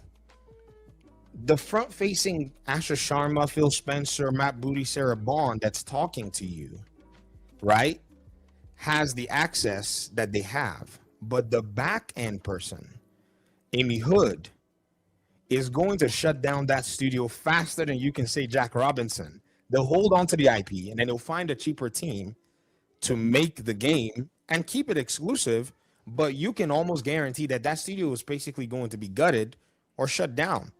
There's always going to be that side that's happening on the back end. So the hit that they can take, we don't know what the back end looks like on the developer side or on the staffing and all the above, right? And so the studio has to, or I guess I say that the company has to then go ahead and, weigh this thing out. How are we gonna balance this stuff out? I saw a comment just now here on the, on the stream, and somebody said that they've always argued that the Xbox studio should have been the carve out, meaning their game should have stayed away from PlayStation. But here's the reality: the Xbox studio. I'm sorry, VG. Just for clarity's sake, while I understand the curtain thing, that to my mind is simpler to their a simpler message to sell. Because I'm just telling you where that thinking comes from. It is Xbox Game Studios is for the Xbox consoles, while your other publishers that you own, ABK, Bethesda, all those are traditionally everywhere. Keep them everywhere. That is just easier to sell to your most ardent fans. I think that's where the sentiment there is coming from. But go ahead. Yes, I definitely see that. The challenge, though, is those Xbox studios before Bethesda and Activision were benefactors of a multi-platform push on Steam. And so it's like, how do you then, and when the cat's out of the bag, the cat's out of the bag, right? From a business perspective. Like Phil Spencer, I don't know what his you know, all his motivations for moving those games to Steam, right, but the results that we got to see from 2019 onwards, where those games were in the 99th percentile in terms of revenue, right, or the highest percentile, however you want to call it. So basically, you put any most of the Xbox games that were basically getting ported to Steam, I won't say most, I'll say a good number of, they were basically in the top 100 consistently in revenue. So they were successful. In fact, that was the biggest argument. I think I pushed back against probably 5 years of Xbox lies with that data set, that Xbox games were not successful. Literally, that was a fomented lie. And that kind of opened my eyes to saying, well, this multi-platform push from PlayStation is simply the logical outworking of what they did with Steam. Now, I understand that from a, like a consumer branding and understanding perspective, people see Xbox and PlayStation as these two huge rivals, right? But competition is competition. They were comfortable enough to put their games on Valve Steam. It's a heavy competition against Xbox's app on PC. I mean, as much as we won't say it, it really is. Like, it's a crusher. Steam crushes everybody. Even good old games with the, DRM and everything, Valve still puts everybody in their place. But they did this for like 8 years with very minimal resistance, right? Or maybe some resistance. So looking at the market, you have to now consider it's a multifaceted consideration. So here's my thinking. That Halo budget would have to be very realistic, very cut down. It have to be like a very, like a Sea of Thieves type of setup. How can you develop a Halo game without all of the the marketing budgets and all of that in today's world that will make your profit and loss, that will make your books look, healthy. So, well, all right. Here's the thing. I think, and what I'm attempting to do is sort of steel man your argument. So, because we have to subject any argument to scrutiny. So, as I said, I agree with most of what you said.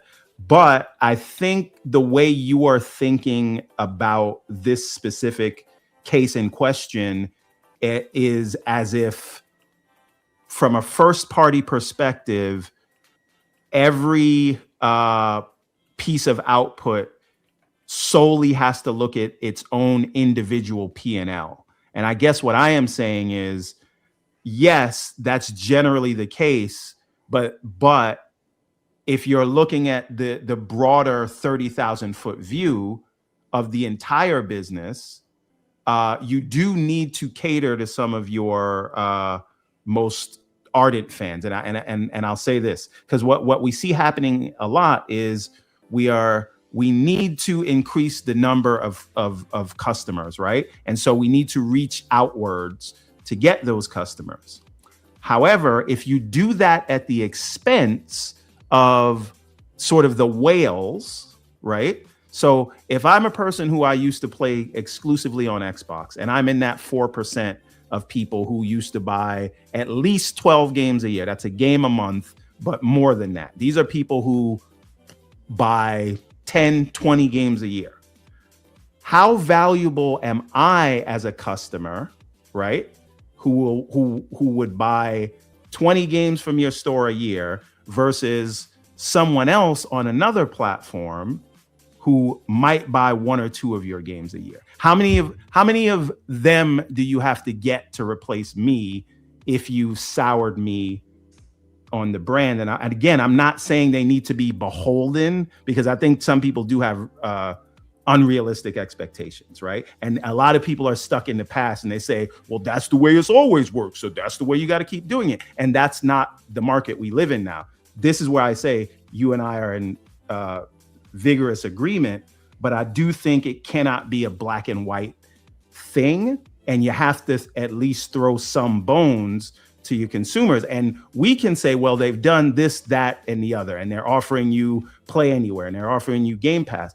But if people are in fact putting their money where their mouth is and moving away, maybe they're moving to Steam, maybe they're moving to PC and moving on, and they have concerns about this, isn't that worth addressing? Or is that just noise and you let them go in order to chase the theoretical people on the other platforms? And the last thing I'll say is going to Steam has had no effect. I agree with that.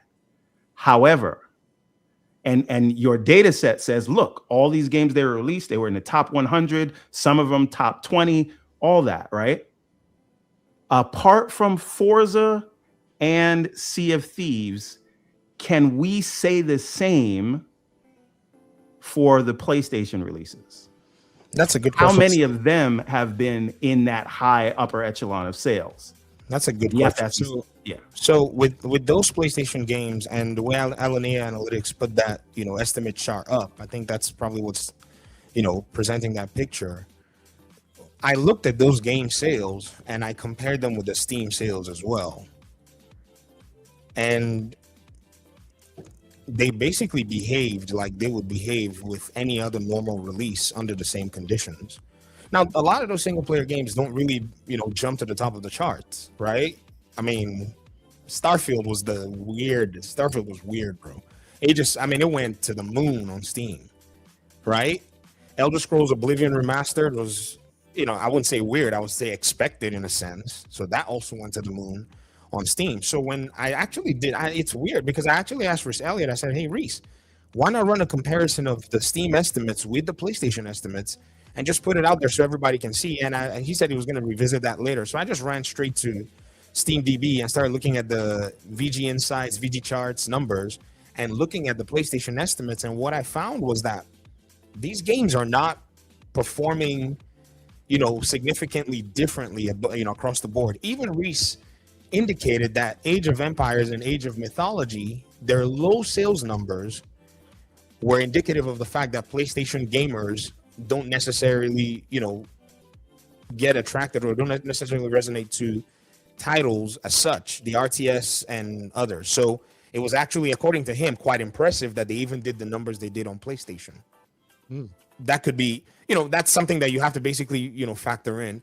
And so I think what we need to also subject, this whole outlook to is, and again, I understand, people don't want these games to go on PlayStation, but there has to be the proof test time, and it's about 3 years.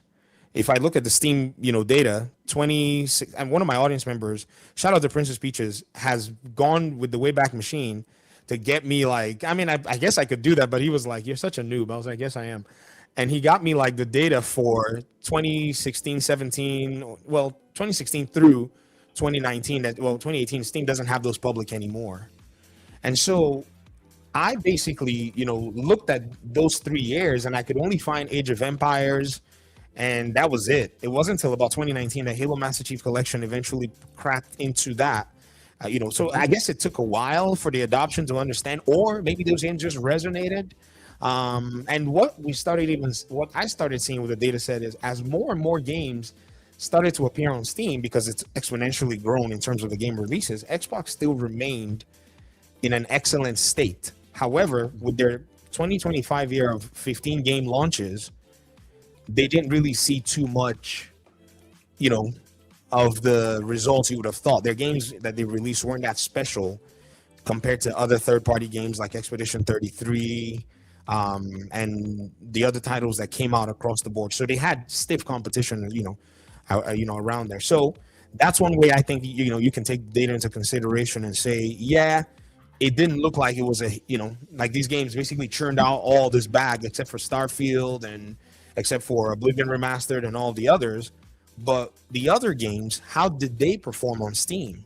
And you will realize that, yeah, they performed as you would expect if you look at the Steam numbers, having a bigger, user accessibility, user counts than the PlayStation 5 people, say, for instance, South of Midnight. And then you also consider Game Pass, also consider the fact that you don't have Xbox PC numbers. So they're making money there. Yay for them. But again, back to your point, how does that look for the whales? How does that look for the Xbox faithful? I think this is where there's a comment, and let me I don't know if I'm all over the place, but I think this helped me kind of get an understanding. This comment was under there was I'm not going to mention any names. There's a Twitter user that got into it with Phil Spencer in 2016 about quantum. Oh god, crap gamer. We all know this. Okay. Mhm. That's not even it wasn't even their indication. Somebody underneath that comment string said to the behavior that Phil was seeing, these are the negative effects of having to for years tell people that console exclusives was such a great thing. So basically he was pointing out and saying, well, and this is how I interpreted it, Phil, it's going to be hard for you to reverse this thinking that people are already in a sense used to. And I say, yeah, that's where it's at, because if you look at it from if we take out the emotion from it, which is what you said not to do, but if we take out the emotion from it, I strongly believe that the whales are still in two camps. Some don't care about the fact that the game is going to PlayStation, and some are concerned as to why should I even keep bothering with Xbox in that regard. The entire Xbox community is split on this matter significantly. So just one thing I'll add though, just to even drill down on my point, I don't think you would see some of the backlash that you see online if in their sort of multi-platform push, they embraced Nintendo. It is just that people, and again, this is an emotional take, but like you got to get people emotionally invested to go to console. Because if you weren't emotionally invested, you'd be on PC. Things are cheaper. You don't got to pay for online. You're not limited. Like console people, as Kay Asante would tell you, are emotional spenders, right? So if you are going to play in that market of emotional people, you must throw them at least some bones. And me specifically, like, I'm not arguing for the comeback of exclusivity. I am only arguing Halo has emotional relevance to people that play on Xbox. And whatever you will gain in sales is not worth what it will do to the last holdouts that haven't already moved on to PC. Worth from a guy in this argument who does not care about exclusivity, I agree with Everborn on that specific point. 100%. It's specifically PlayStation.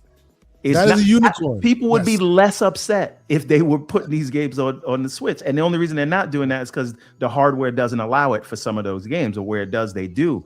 I am saying they are taking a hatchet to a strategy that requires a scalpel. Requires a scalpel. Yeah.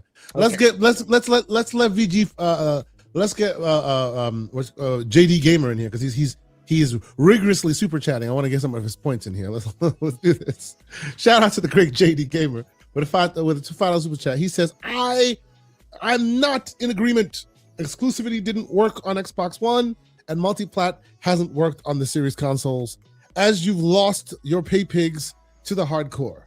He follows up with a $10 and says, Xbox main problem used to be messaging, and that's why they couldn't sell good hardware, good services, and good games, while its competition could sell ish on the stick. Oh my God! I would slightly and its fans would ask for more. He finishes it up with another $5 and says, gaming is an emotional experience, just like going to a ball game or any other entertainment derived service. So compel me to spend my money. Period. I'm sorry. I would argue. Shout out to the great JD Gamer. The slight pushback to JD Gamer that a lot of people don't look at, and I had to explain this to somebody in the Discord the other day. We could say that they couldn't sell these things, and no, they didn't sell at the level of PlayStation, but you can go and look this up for yourself, because these financial reports are public. The gaming division at Microsoft, since the launch of the Xbox One 2013, has increased their revenue every year, even up until they started getting into the acquisition business in 2018, and then in 2020 with Bethesda. So that business grew every year, and a lot of it is thanks to what VG's talking about. They didn't limit things to their hardware; they put it on Steam. But the business grew every year. So when we say they couldn't sell things, that's not actually true. But I take the People are point. I making, take the they're spirit of making what the he's saying. console sales the whole sales, which they are not, obviously. I mean, not well. It depends on what your business is, right? For Nintendo, that is everything. For Sony, that is Most more things. important than it is for Nintendo. Or sorry, less important than it is for Nintendo, but more important than it is for Xbox, right? But in the business that Xbox has built, that is not as important, and a lot of people frame their entire reference for understanding what the business is around the console, and so they can easily say that this thing is a failure. Or it is losing in a specific vertical relative to those two competitors that play in that market. But like, you cannot tell me a business that has grown every year prior to the acquisitions is doing bad or failing or dead, right? Because that is not the reality. But anyway, it's the hyper focus compared to the main competitor that makes it sound or look like it's failing. In isolation, compared to year on year, it's succeeding because it's hitting new thresholds and benchmarks every single year. So they're not failing. They're just not as successful compared to the other guy. That's it. But okay, so wait, did VG want to respond before we change topics? I know I threw a lot out there in the chat. So here's where the conundrum is, and I think Asha's taking. I hope we get a video out of this on your channel, by the way. Permission to actually clip this. I'm just gonna cut it and just put it on the channel. Oh, do your thing, man. Do your thing. And so I think Asha's pretty much gone ahead to give a strong and a realistic, framework of what's exactly going to happen. Now, as much as I argue from the business side that this is why the business has always been the most important side to look at gaming from. And yes, it is emotional, but the businesses don't remain emotional. They remain focused on driving revenue. And so what Asha Sharma did on the game file interview was give you the best picture she can give you, and also said, I'm new here. I love the way she said, I just started 60 days ago. I'm not going to touch this hot potato. But she said this, and I quote, we'll take a data-driven approach and a strategic-driven approach, and then we'll look at our principles and we'll make some calls. So we'll share more when we're ready, she said. So let me go ahead and interpret that in your Halo conversation, Everborn, and it sounds crazy. They probably will come up with like some bogus, man, we're just going to meet developer deadlines for the PlayStation version of this Halo game, and it's going to be delayed, and we'll give you an update. I don't know why I just see that as happening. Jez went ahead and put a bet that he's going to shave his beard if it doesn't happen. That way, where they actually don't backtrack on it. And I'm like, okay, whatever, Jez. I would not stake a beard on anything these businesses can do. Yeah, we've been shocked so many times in the last 6 years. I'm not betting. I wouldn't bet $5. Yep. So when she said a data-driven approach and a strategic-driven approach, that's the part in my videos I haven't talked about yet. I've been saving it. I'll make like 5,000 videos on one line, and I'll make another 5,000 on the other line. But that's the point is, the strategic-driven approach is now where she has to balance how do the Xbox hold the community in terms of the more hardcore, in terms of the conversation. How do they feel about this? How do they feel about an uppercase X versus a lowercase x? Bro, this lady is going to take Xbox and launch this platform. I don't think the Xbox has really like understood the strategic selection that this lady is to the Xbox brand. She's going to do a lot of really fun things. I already see it because she already has the energy and the excitement knowing that Xbox is a front-facing arm of Microsoft. It's not like Azure, which kind of like sits, in the background but makes a lot of money. Xbox is a front-facing part of the brand, right? That's why Phil was everywhere. Even though Phil had a different approach, but he would sit down on a podcast, he would talk to people. Asha Sharma, using the strategic approach, is now going to leverage something that she was advised. And I think maybe Phil may have advised her on it, but somebody did on social media, maybe Larry or he said, congratulations. And I can't quote specifically, but I remember it, maybe not Larry, but somebody in the Xbox old days and said, listen to the community. If you go back to her initial tweet and read through the thread, somebody of notoriety in Xbox said that to her. So these last few days of what you're seeing is her taking that piece of advice. Maybe it was from him, maybe it already come from Phil, maybe somebody else, and holding it very dear to her heart. And so what you're saying is not something she's going to ignore because she's taking a data-driven approach, right? Even though I argue that the data-driven approach is a huge driver for these gaming companies, there's still strategy involved where she may leverage that if it works out for Xbox. So I'm betting 25 cents, and I think I lost 25 cents the last time I bet on this podcast with GTA 6 coming on PC. But I want to bet another 25 because, you know, I'm not a betting man. I don't bet. If I gamble, I lose. But I want to gamble. So please, let me eat this 25 cents, okay?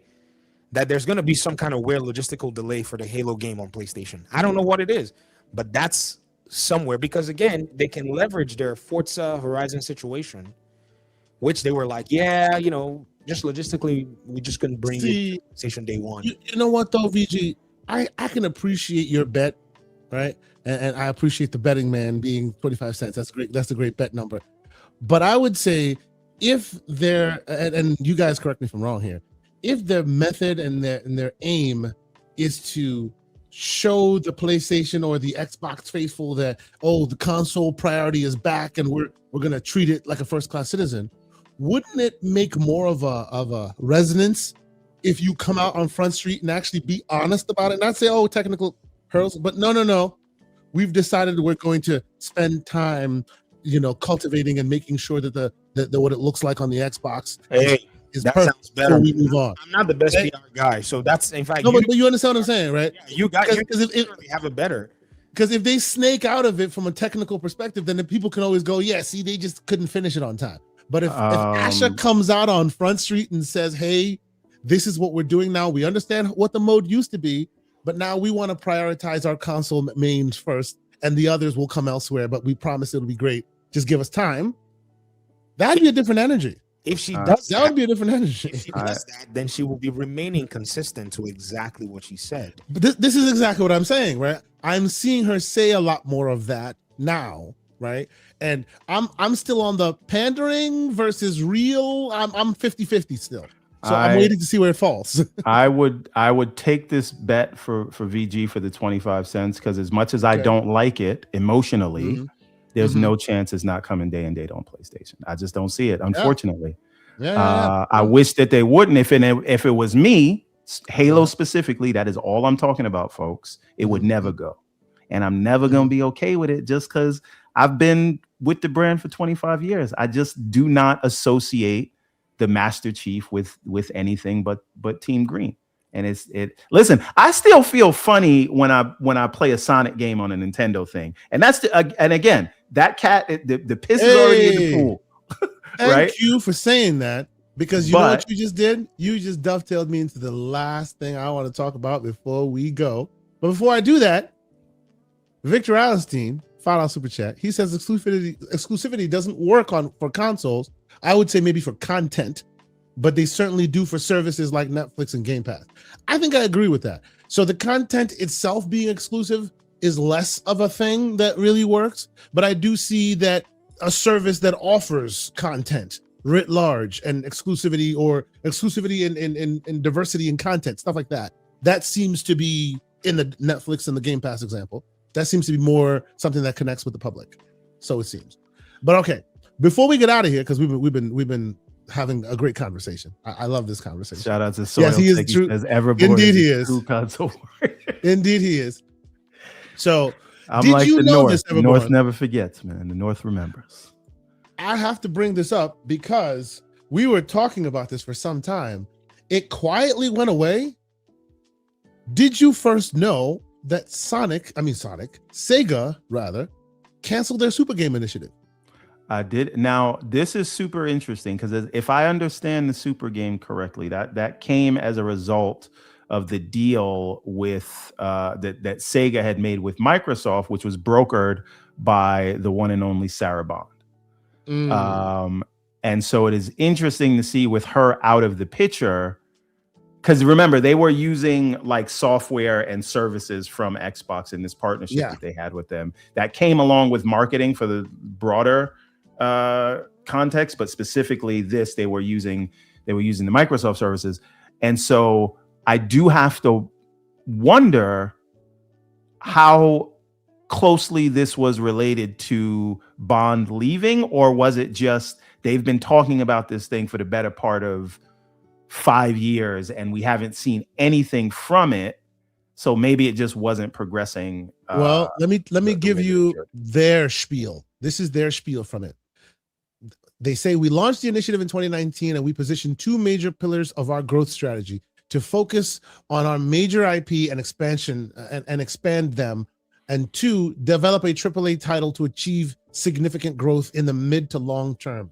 And we named this project Super Game to reflect the strong commitment to pursuing this ambition, leveraging the expertise of developing and operating online games that we cultivated through Phantasy Star Online 2, which, if you recall, was on Azure, PlayFab, the whole situation. Phantasy Star Online was Genshin before Genshin. If you know, you know. Yes. That is Yes, and our extensive IP portfolio, we worked to create a new form of entertainment that goes beyond the concept of conventional gaming.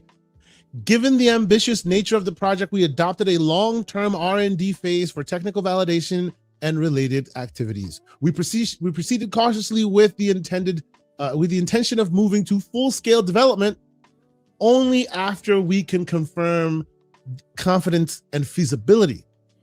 Here's the fun part. However, in light of intensifying market competition, other people trying to do what we're doing, the emergence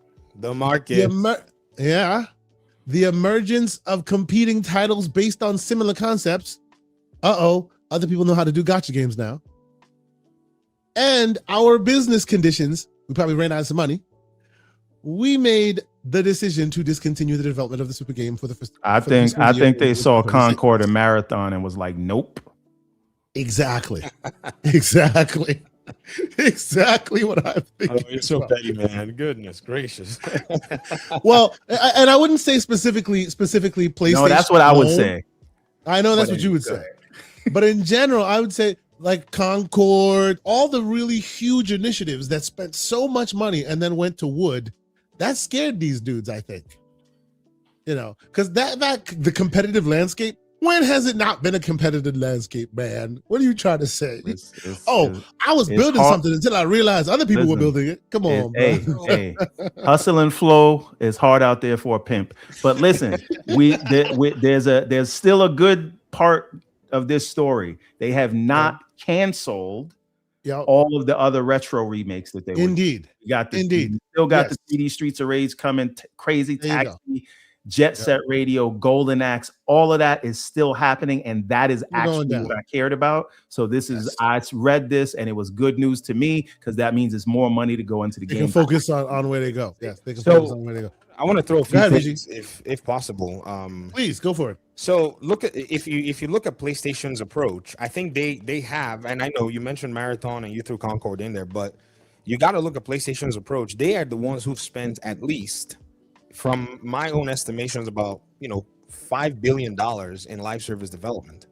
Bungie's acquisition, including the $2.1 billion R&D that they put into live service games, they reported that to their shareholders. Now, the $2.1 billion, can you factor it into the 3.6 for Bungie? So let's just call the number $3 billion, right? With Concord closing down, not even working out for them, and looking at Marathon currently, and even looking at other studios that pretty much felt the weight of the earthquake, I think a company like Sega can be looking at this whole thing going, we don't have this kind of money to put into this, and probably look at their brethren in Japan, Capcom, and say, why don't we just go for our core audiences? Capcom is setting a trend that I just can't believe my eyes. They're literally opening the old catalog and just throwing in the hook, and whatever comes out, let's just develop a remake. And it just becomes a fan favorite because they're now appealing to that core audience that's Capcom based. So from their library, they've stayed very consistent in bringing titles that already have a core audience. And again, this is where PlayStation eventually decided that they were going to go ahead and announce in their fireside chat, when they talked to their investors, that they were going to get into operational excellence.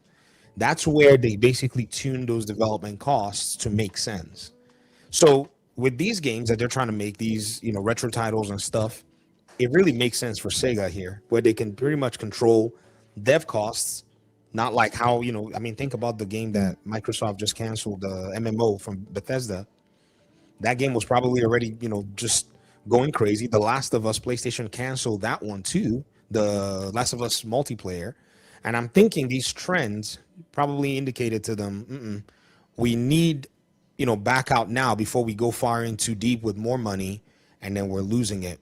So in my estimation, they're looking over at they're looking over at their financial statements and saying, yeah, this is probably the way to go. And again, I can't see any of these publishing companies not following Capcom's trend. I don't know where they're gonna get it from. Live service, yeah, sure. PlayStation can take a hit for live service. They have Call of Duty money and third-party money to basically go back and replenish whatever losses they may eat. Xbox can take a hit on that, and they don't want to. That's why they canceled that, Bethesda game. And if the concept doesn't look like it's going to be solid, they're going to move away from it. Sega, this is the right place for them to be, in my humble opinion. So I just want to add a little bit more context to this that a lot of people maybe didn't get into. If you look at Sega's financial reports, one of the big drivers for their sort of skittishness is that they also did a large mobile acquisition in Rovio. That's the Angry Birds maker. And like Bungie, they thought that they were going to be able to print money with that, and they'd get the mobile expertise from Rovio. And the reason that made sense for them is that Sega, unlike a lot of the traditional publishers, has actually been very successful at mobile.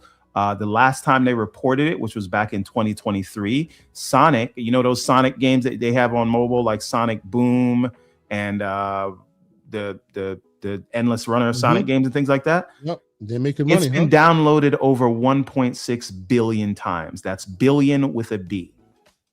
Nice. Right? Yeah. And so, but the thing about those games is, apart from Sega Hardlight, that's their own in-house studio, most of those Sonic games on mobile are farmed out to other developers. So they figured, hey, Rovio has made billions of dollars. They've done transmedia. They could come in and they could make all our mobile games for us, and we could use that. That has not materialized yet. And so now the other investments where they were betting big, they kind of scale back on that because they spent a lot of money to acquire Rovio. So that is another thing that may have affected the decision to say, listen, we can't be spread too thin, and the super game was a risk, and we got this albatross on us, Rovio. Not as bad as Bungie, but still, it has not. And I think they took a little bit of a write down for Rovio because it has not been. It didn't work out the way they wanted it to. Exactly. Yeah. So it will be interesting. We're still waiting on the Sonic Angry Birds crossover, but we'll see what happens with that. There was one other, by the way, Slow-Mo, that was me chatting. That wasn't Kei Sante. So about that was me. That was me. The Sega thing.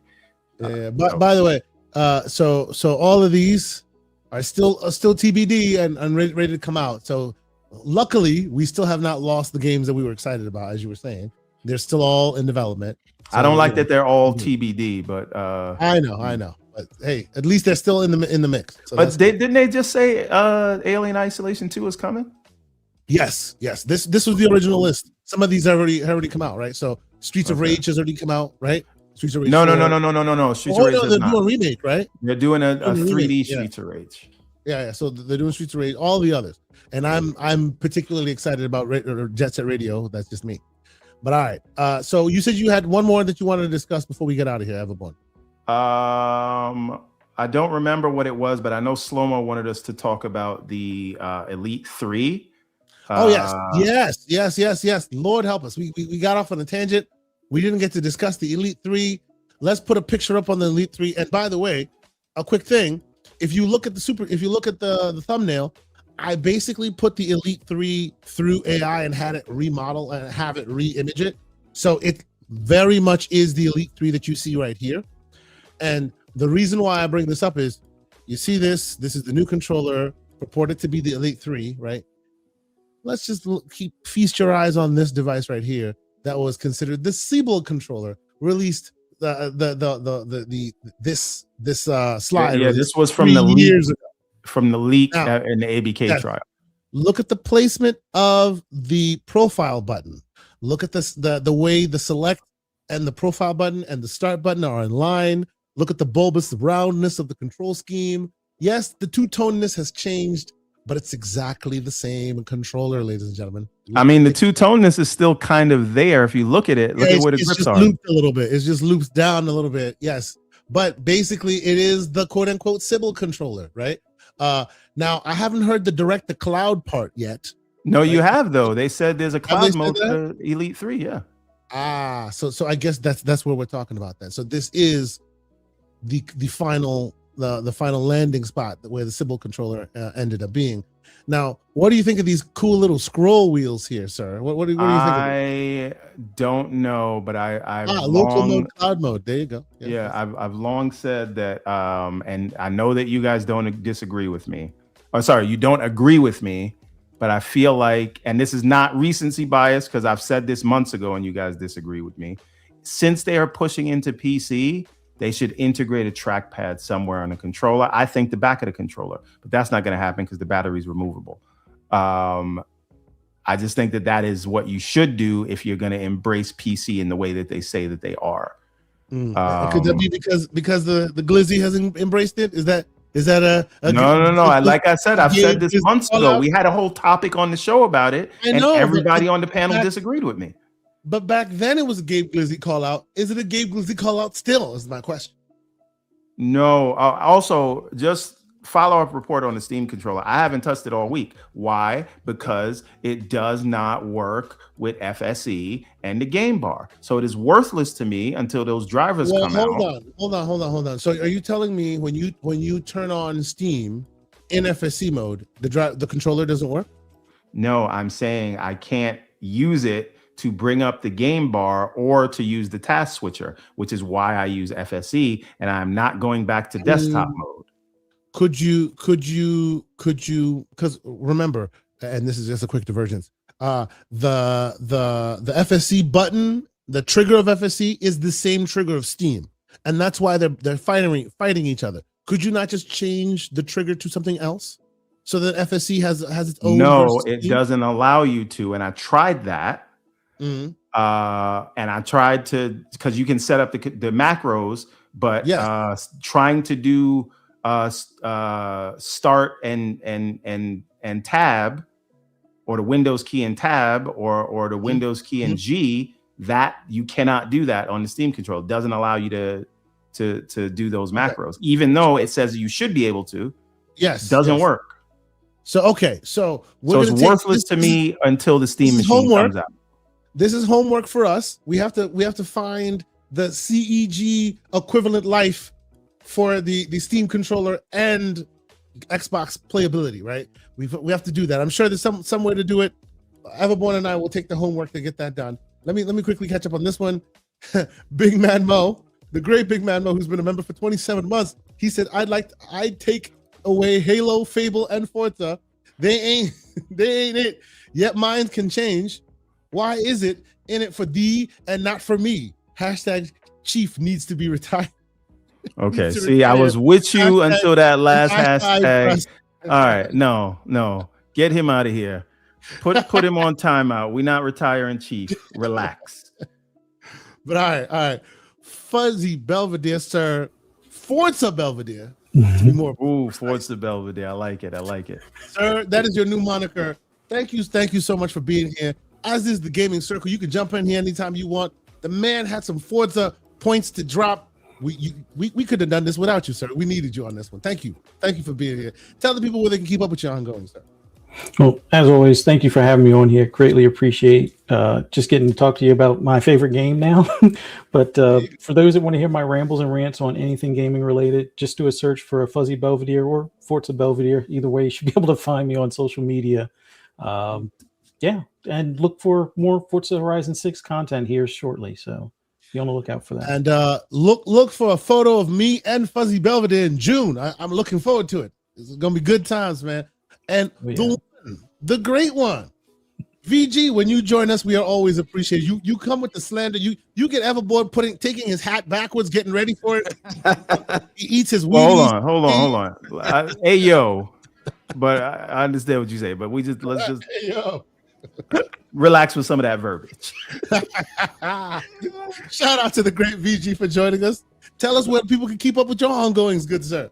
Oh man, thank you guys for having me. YouTube, VG Fight School, Twitter. And against my my best judgment, but I had a friend that pressed me enough and said, "Hey, you need to get on Twitter because you're gonna have some conversations." It is a cesspool on there. Hey, VG, are you still going back and forth with Doc Dark? Because I have been eating popcorn, watching your reply videos. I've basically put Doc Dark on silent mode for now. Oh no! My audience told me and said, "Let Doc come around to basically working with his exe files." So I said, all right, I'm gonna put him on silent mode for now, but if I actually think about it long enough, I will pull some old videos and I'll take my argument back. And I'm kind of evil when I debate, but I sometimes have to hold myself. Hey man, that was like watching Godzilla versus Kong. I was like the Japanese guy saying, "Let them fight." Anyway, Everboard, good entertainment. Sounds like we need to have both of them on the show and have some debate. Like we could do it. Ding ding, round one. This would be fantastic. Sounds like something I want to be a part of. Sounds good to me. Like he said, it's all fun. Doc is He's a great man. Really chill. He's just sometimes he gets really heated, and so I'm just like, all right, Doc. I will give you the preferential treatment that I give the Xbox community in a sense. So that's one of the interesting pieces of it. But it's actually good that he gets to grapple around these situations and then eventually comes on, to a side and figures out what's going on. That's pretty much what I visualize. But it's cool. Shout out to the great Doc Dark. Shout out to the great VG Fight School for joining us. Thank you so much for being here, man. Thank you. Always wonderful having you here. I appreciate you. Thank you. But that's it for us, man. And I will once again say June is upon us. Plans are being finalized. Tickets are being confirmed. The whole situation is there. Many of us are excited. Too bad everyone will not join us. Wait, sorry. I'm so sorry, K something. I know you gotta go, and I know we gotta go. Go ahead. I remembered the topic now. We can't let this off the hook. What's that? How them Soros numbers doing? Or would you stop? And when is it coming to PC? When are they gonna bend the knee and put this game on PC? No. I heard BB Listen, it was 1 million copies. That's what I heard. Listen, let me tell you something. Forget about analytics. Forget about them. The game is not even in the top 10 right now. Oh my God. Okay, Everborn Saga is hold on. Let's take the console out of it for a second, because I was told that this was gonna drive people. Let's take the console out of it for a second. But I was told And the other thing is, what about PlayStation saying they don't know when they're doing the PS6 because they don't know they're gonna be able to procure the whatever, right? So if you cannot procure your hardware and your outlook on the year when GTA is coming out is that you're gonna sell less hardware, how can you afford to keep these games off of PC? Soul Tech with a $2 super chat.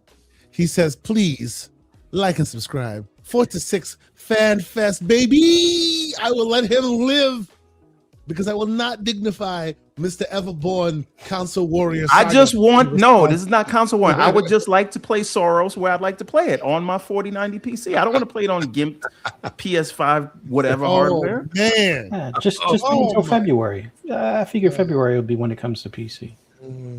What are we doing right now? I would like to give them my money. We went all this way through this entire show without it getting so low into the. Now we're in the muck. I feel like I gotta go take a shower. All right. Well, I had to get it there. I had to say this. So now we've said it. People can feel how they feel. Lord help us. He just decided come to the house of Father Gabe. It's very warm. We were all in the elevator. We were all having a great time. We were towards the end of the floor, and then Everborn decided to just rip one real quick before we leave. This is where we are.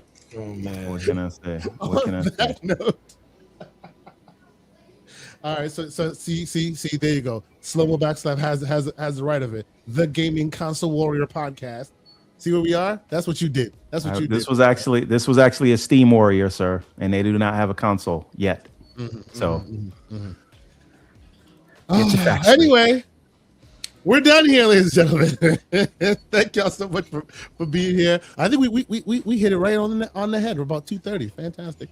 Thank y'all so much for being here. Thank you guys so much for joining us, for watching. We'll be here next week as we are, hopefully with more takes, maybe less console warrior stuff. Join us on the Discord. We're joining the boys and playing Forza all week. It's gonna be wild. Can't wait to do it. Talk to y'all soon. 2 fingers. Peace. Thanks for being on it.